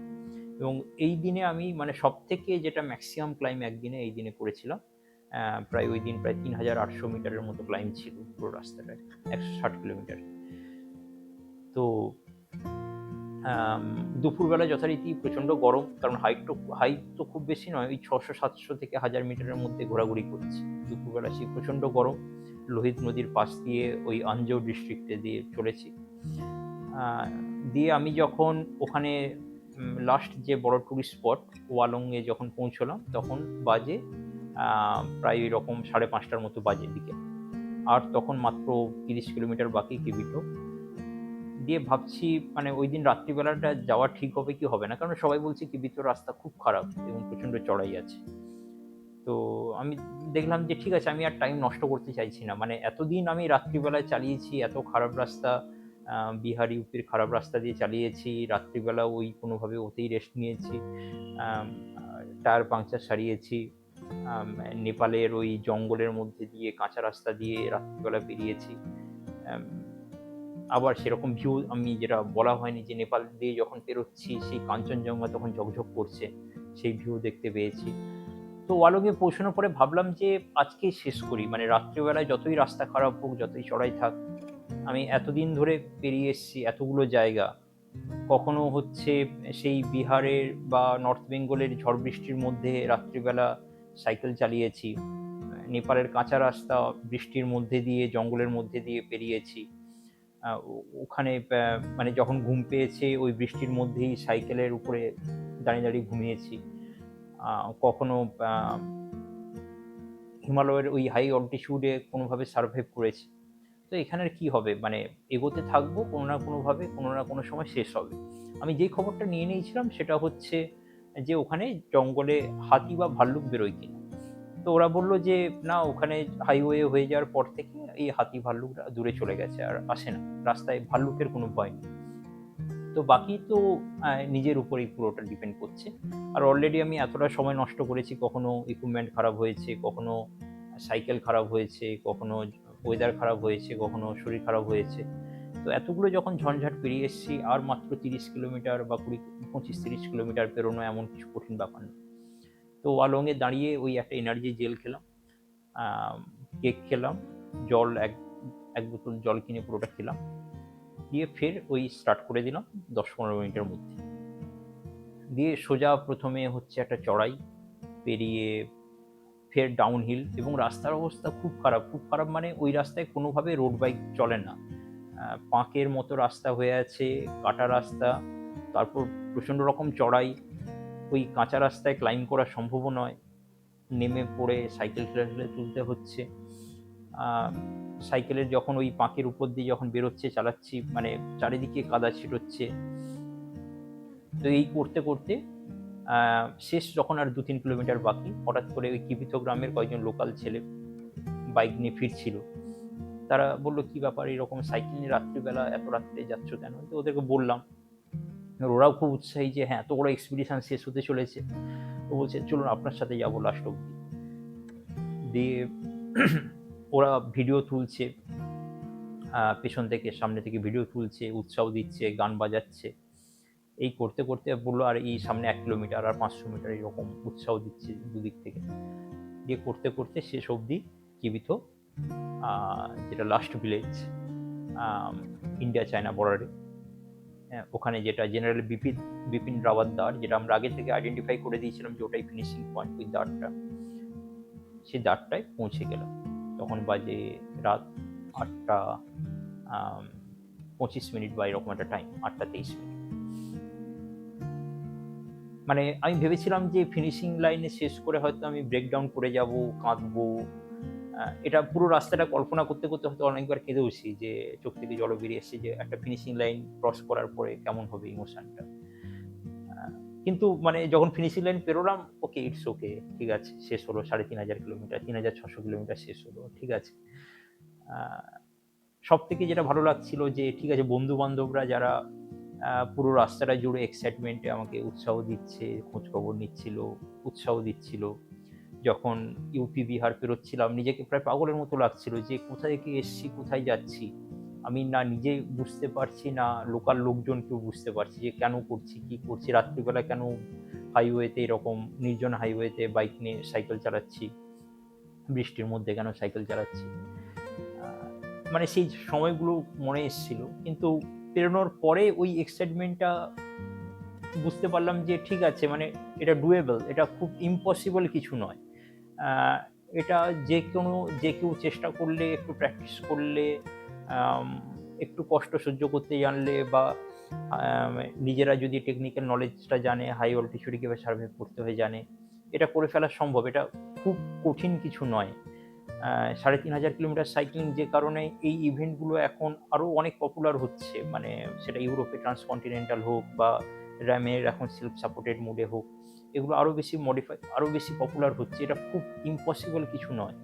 যেটা আমি করে ফেলতে পেরেছি, আমার থেকে আরও অনেক ভালো সাইক্লিস্ট আছে, বেঙ্গলে আছে, ইন্ডিয়াতে আছে, তারাও করে ফেলতে পারবে। বাট এই করে ফেলাটা দরকার ছিল, যেটা আমি করে ফেলতে পেরেছি, যে সেলফ সাপোর্টেডভাবে এরকম একটা লম্বা ডিস্টেন্স শেষ করা যায়, এবং এটা ডুয়েবল। ব্যাস এটুকুই তখন মাথার মধ্যে কাজ করছে। এবং মাথার মধ্যে আরেকটা জিনিস কাজ করছে, যে লোকাল ছেলেগুলো তো আমাকে ওখানে ছবি ভিডিও তুলে চলে গেল, তো আমি ওখানে রাত্রিবেলা থাকবো কোথায়? একটা মানে ওরা যখন চলে গেছে, জায়গাটা কিচ্ছু নেই, পুরো ফাঁকা ধুধু, কেউ কোথাও নেই। রাত তখন প্রায় 8:30-9টা বাজে। আমার কলকাতার যারা বন্ধুরা ছিল সবার সাথে কথাবার্তা হয়ে গেছে, ফ্যামিলির সাথে কথা হয়েছে, সবাই খুব আনন্দিত, উৎসাহিত, এবং আমার নিজেরও ভালো লাগছে যে আর সাইকেলটা চালাতে হবে না। কিন্তু আমি কোথায় রাত্রিবেলা থাকবো, এর পরের চিন্তা শুরু হলো, কারণ তখন কিবিথোর হাইট প্রায় 1,500 মিটার, এবং হিমালয়ের মাঝখানে, গ্রেটার হিমালয়ের মধ্যেই। রাত্রে তখন মানে বেশ ভালো রকম ঠান্ডা পড়ছে, খাওয়ার এবং জল, থাকার ব্যবস্থা করতে হবে। তো তখন আমাকে বলল, একটা ব্যবস্থা হলো আবার, যে ওখানে যে আর্মি ক্যাম্প আছে, ওখানে গিয়ে বলা, অলরেডি কানেকশান হয়ে গিয়েছে, আমাকে গিয়ে শুধু বলতে হবে যে আমি ওখানে থাকবো। তো সেই আর্মি ক্যাম্পে চলে গেলাম সোজা। ওখানে গিয়ে আমার টাইম স্ট্যাম্পিংও সব কিছু করে নিলাম, দিয়ে রাত্রিটা ওখানকার যে আর্মির গেস্ট হাউস, ওখানে রাত্রিটা কাটালাম। দিয়ে পরের দিন সকালেই ভোরবেলা, কারণ আমি একটা ওই হাফ প্যান্ট, হাফ জিপ, আর একটা জার্সি, আর একটা উইনচিটার, এছাড়া আর কোনো ড্রেস নেই ওই ঠান্ডায়। তো পরের দিন ভোরবেলা 4টের সময় যে বাস ওখান থেকে ছাড়ে কুড়িতে, ওই বাসে করে উঠে ফের ডিব্রুগড় ফিরে এলাম, এবং ওয়েট করছিলাম যে কলকাতায় ফিরবো এবং বন্ধুদের সাথে দেখা করব। এবং আমি তারপরে ডিব্রুগড় থেকে ফ্লাইট ধরলাম কলকাতা ফেরার। ভেবেছিলাম যে যেভাবে আমি আরও যে এক্সপিডিশন থেকে ফিরি, প্রচুর কঠিন এক্সপিডিশন করেছি এর আগে, চুপচাপ আমরা কলকাতায় নামি, দিয়ে যে যার কাজে চলে যাই। তারপরে আমি আবার অফিসে গিয়ে বা আমার কলেজে গিয়ে জয়েন করি, আর 5টা দিনের মতোই চলে। কিন্তু যখন আমি কলকাতা এয়ারপোর্টে নামলাম, প্রথমেই যে স্টাফরা ছিল কলকাতা এয়ারপোর্টে আমাকে বলছে ওই গেটে চলে যাও, ওই গেটে চলে যাও। বুঝলাম যে মানে যেহেতু আমার সাইকেল বক্সটা আছে, দেখতে বুঝতে পারছি যে ফিরছি সাইক্লিং করে। তো বাইরে দেখলাম ঢাকঢোলের আওয়াজ হচ্ছে। বাইরে বেরিয়ে দেখলাম ইটস টোটালি ম্যাডনেস, মানে সবাই ঢাকঢোল, 5খানা ঢাকঢোল নিয়ে চলে এসছে। প্রচুর সাইক্লিং কমিউনিটির কলকাতার বন্ধুবান্ধবরা, ডিকোয়েস্টের বন্ধুবান্ধবরা, সবাই নাচছে, এনজয় করছে, যেন তারা জিতে গেছে। মানে আমি সেটাই বুঝলাম। তারপরে যখন আমি আমার কলেজে গেলাম, বা ওই দিন রাত্রে যখন সেলিব্রেশন হচ্ছে সাইক্লিস্ট বন্ধু বান্ধবদের সাথে, সবাই যেন কোথাও রিলেট করছে এই জয়টা যেন তাদের জয়, মানে অ্যাচিভমেন্টটা যেন তাদের অ্যাচিভমেন্ট, একটা বেঙ্গলের অ্যাচিভমেন্ট, একটা কলকাতার কমিউনিটির অ্যাচিভমেন্ট। এবং মানে আমি আপ্লুত যে এটা, মানে আমি প্রচণ্ডভাবে এগুলো আহ, খুব একটা এই সেলিব্রেশন আমি পছন্দ করি না। এত ঢাকঢোল পিটিয়ে এয়ারপোর্টে দেখছি ঘোড়ার গাড়ি নিয়ে চলে এসছে, একদমই সেটা পারমিশন পাওয়া যায় না ঘোড়ার গাড়ি নিয়ে আসে, তো ওরা ঘোড়ার গাড়ি নিয়ে চলে এসছে। তো কোথাও তারা আপ্লুত, সবাই আমার বন্ধু বান্ধবরা আপ্লুত যে এই অ্যাচিভমেন্টটা যেন তাদের অ্যাচিভমেন্ট। এবং ওকে, আমি সবার জন্যই অ্যাচিভমেন্টটা দিয়ে দিতে পারি যে ওকে ইটস ইয়োর অ্যাচিভমেন্ট, কারণ আমাকে এতভাবে সাহায্য করেছো। এবং কোথাও সবাই তারাও ড্রিম দেখছে যে তারাও একদিন করবে এটা। আহ, তো আসলে সাইক্লিং স্পোর্টসটা তো খুব বেশি আমাদের দেশে এখন অব্দি পপুলার নয়। সাইকেলকে একটা খুব নিচু চোখে দেখা হয় এখনো অব্দি। আমাকে মোটামুটি পুরো রাস্তায় আমাকে মোটামুটি বলেছে সাইকেলওয়ালা সাইকেলওয়ালা করে বলেছে। তো সাইকেলটা যে কত ইম্পর্টেন্স আছে আজকালকার লাইফস্টাইলে বা অ্যাডভেঞ্চার স্পোর্টসে, আমি যেভাবে দেখি অ্যাডভেঞ্চার স্পোর্টসের পার্ট অফ অ্যাডভেঞ্চার সাইক্লিং, তো সেই জায়গাটাও কোথাও সেলিব্রেটেড হলো। এবং ক্রিকেট ফুটবলের বাইরে দাঁড়িয়েও একটা স্পোর্টস নিয়ে কলকাতার এই উন্মাদনা তৈরি হলো। এবং যখন আমি আমার কলেজে যাচ্ছি, কলেজের কলিগরাও মেঘনা সায়েন্স অ্যান্ড টেকনোলজিতে মেকানিক্যালের যে আমার কলিগরা ছিল মেকানিক্যাল ডিপার্টমেন্টে, তারাও মালা পরিয়ে ওখানে একটা বড় সেমিনার করে তারাও সেলিব্রেট করলো তাদের মতো করে, স্টুডেন্টরা তাদের মতো করে উপহার নিয়ে এলো। কোথাও মানে এই অ্যাচিভমেন্টটা তাদের অ্যাচিভমেন্ট হিসেবে দেখছে সবাই। সো রিয়েলি গ্ল্যাডফুল যে একটা সাইক্লিংয়ের মতো স্পোর্টস যেটা প্রচারে প্রায় আসেই না, সেটাকে নিয়ে লোকে এভাবে এক্সাইটেড, মিডিয়াতে বেরোচ্ছে বা ফেসবুকে বিভিন্ন জায়গায় ভাইরাল হচ্ছে। তো কোথাও সেই সাইক্লিং স্পোর্টসটা একটা প্রচারের জায়গা পেল একটা এই অ্যাচিভমেন্টের মাধ্যমে। আমি জানি না গিনেস, হ্যাঁ অবশ্যই অ্যাপ্লাইড হয়েছে, গিনেস বুকে তাড়াতাড়ি উঠে যাবে। কিন্তু আমি আর গিনিস নিয়ে তখন আর ভাবছি না, আমি ভাবছি যে আরও অন্তত 50টা লোক 100টা লোক সাইক্লিং স্পোর্টসটাকে নিয়ে ভাবছে, সেটাকে নিয়ে প্ল্যান করছে। তো কোথাও এই অ্যাচিভমেন্টটা স্পোর্টসটাকে আপগ্রেড করলো বেঙ্গলে। তো আশা করছি ভবিষ্যতে এরকম আরও অনেক অ্যাডভেঞ্চার হবে এবং নিজেদের মতো করে সাইক্লিং ইভেন্টস হবে এবং সেখানে বাংলার সাইকেল তথা ইন্ডিয়ান সাইক্লিং কমিউনিটি নিজেদের ছাপ রেখে যেতে পারে। এই ছিল অভিজ্ঞতা ট্রান্স হিমালয়, যেটা যেটা হয়তো 20 দিনে শেষ করেছি, 20 দিন 16 ঘন্টায় শেষ করেছি। এটা আমি এখনো বিশ্বাস করি যে এই সাইক্লিং ইকুইপমেন্টসগুলো যদি না খারাপ হতো, সাইকেল যদি না খারাপ হতো, ওয়েদার যদি একটু সাথ দিত, আমি বুঝতে পেরেছিলাম যে গরম হবে, ঠিক আছে, আমি সেই মতো স্ট্র্যাটেজি চেঞ্জ করে নিয়েছিলাম যে দুপুরবেলা আমি রেস্ট নেবো, রাত্রিবেলা ঘুমোবো। কিন্তু অক্টোবর মাসে নিম্নচাপ, নর্থ বেঙ্গলে বৃষ্টি, এটা খুব আনইউজুয়াল। বা ইভেন নর্থ ইস্টেও বৃষ্টি হচ্ছে, এটা খুব আনইউজুয়াল। এবং পেট খারাপ, এটাও আনঅ্যাকসেপ্টেড এরকম একটা বড় expression, but part of the game. এবং সেই নিয়ে আরও 3-4 দিন দেরি হয়েছে এবং আমার বিশ্বাস এটা 15 দিনে করে ফেলা সম্ভব। এবং এই চ্যালেঞ্জটা আশা করছি কোনো না কোনো সাইক্লিস্ট খুব তাড়াতাড়ি নেবে। কিন্তু সব থেকে যেটা চ্যালেঞ্জিং ব্যাপার হচ্ছে, এটা চাইলেও কেউ কালকেই নেমে যেতে পারবে না, এটার জন্য আবার ওই সেপ্টেম্বর মাস অব্দি ওয়েট করতে হবে। সেপ্টেম্বর থেকে অক্টোবর এই টাইম ফ্রেমেই এটা সম্ভব ট্রান্স হিমালয় করা। এবং আমার বিশ্বাস এটা 15 দিনে বা তারও কম টাইমে এটা কেউ না কেউ করে ফেলতে পারবে। তো আশা করছি ইন্ডিয়ান সাইক্লিংয়ের এই একটা মাইলস্টোন আমরা সেট করতে পেরেছি, যে একটা চ্যালেঞ্জিং রুট আমরা সেট করতে পেরেছি। এবং ভবিষ্যতে আরও সাইক্লিস্ট, যেভাবে কাশ্মীর থেকে কন্যাকুমারী এখন প্রায় সাইক্লিস্টদের কাছে একটা কি বলবো, একটা যেন ওটা লাইফ টাইমের একটা অ্যাচিভমেন্ট, পার্ট অফ অ্যাচিভমেন্ট হয়ে গেছে যে কাশ্মীর কন্যাকুমারী কেউ করেছে। যারা আল্ট্রা সাইক্লিংয়ে আছে তারা কোনো না কোনো টাইমে কাশ্মীর থেকে কন্যাকুমারী করে থাকে একবার। তো সেই রকমই লে থেকে কিবিথো, এটাও আশা করছি একটা সাইক্লিং ম্যাপের মধ্যে একটা ইম্পর্টেন্ট পার্ট হিসাবে থাকবে, একটা ইম্পর্টেন্ট অ্যাচিভমেন্ট হিসাবে থাকবে ইন্ডিয়ান সাইক্লিস্টদের। এবং বিদেশিরাও যে হিমালয়, ইন্ডিয়ান হিমালয়, নেপাল হিমালয়ের যে অপূর্ব রূপ বা চেঞ্জ অফ কালচার একটা সাইক্লিং জার্নির মধ্যে দিয়ে সেটা এনজয় করতে পারবে। এবং এত ডাইভার্সিটি, কালচার হোক, ভিউয়ে হোক, যে এনজয়মেন্টটা করতে পারবে, সেটাও কিন্তু আমার মনে হয় ইন্ডিয়ান সাইক্লিং কে একটা কোথাও ওয়ার্ল্ড সাইক্লিং ম্যাপের মধ্যে একটা জায়গা দিতে পারবে। এবং আশা করছি ভবিষ্যতে যেভাবে ট্রান্সকন্টিনেন্টাল বা র্যাম বা নর্থ কেপ 4000 বা সিল্ক রুট আলট্রা, এই যে সাইকেল রেসগুলো হয়, সেরকম ট্রান্স হিমালয় সাইকেল রেসও অদূর ভবিষ্যতে নিশ্চয়ই একটা ছাপ ফেলে রাখতে পারবে। ওকে, ধন্যবাদ সবাইকে।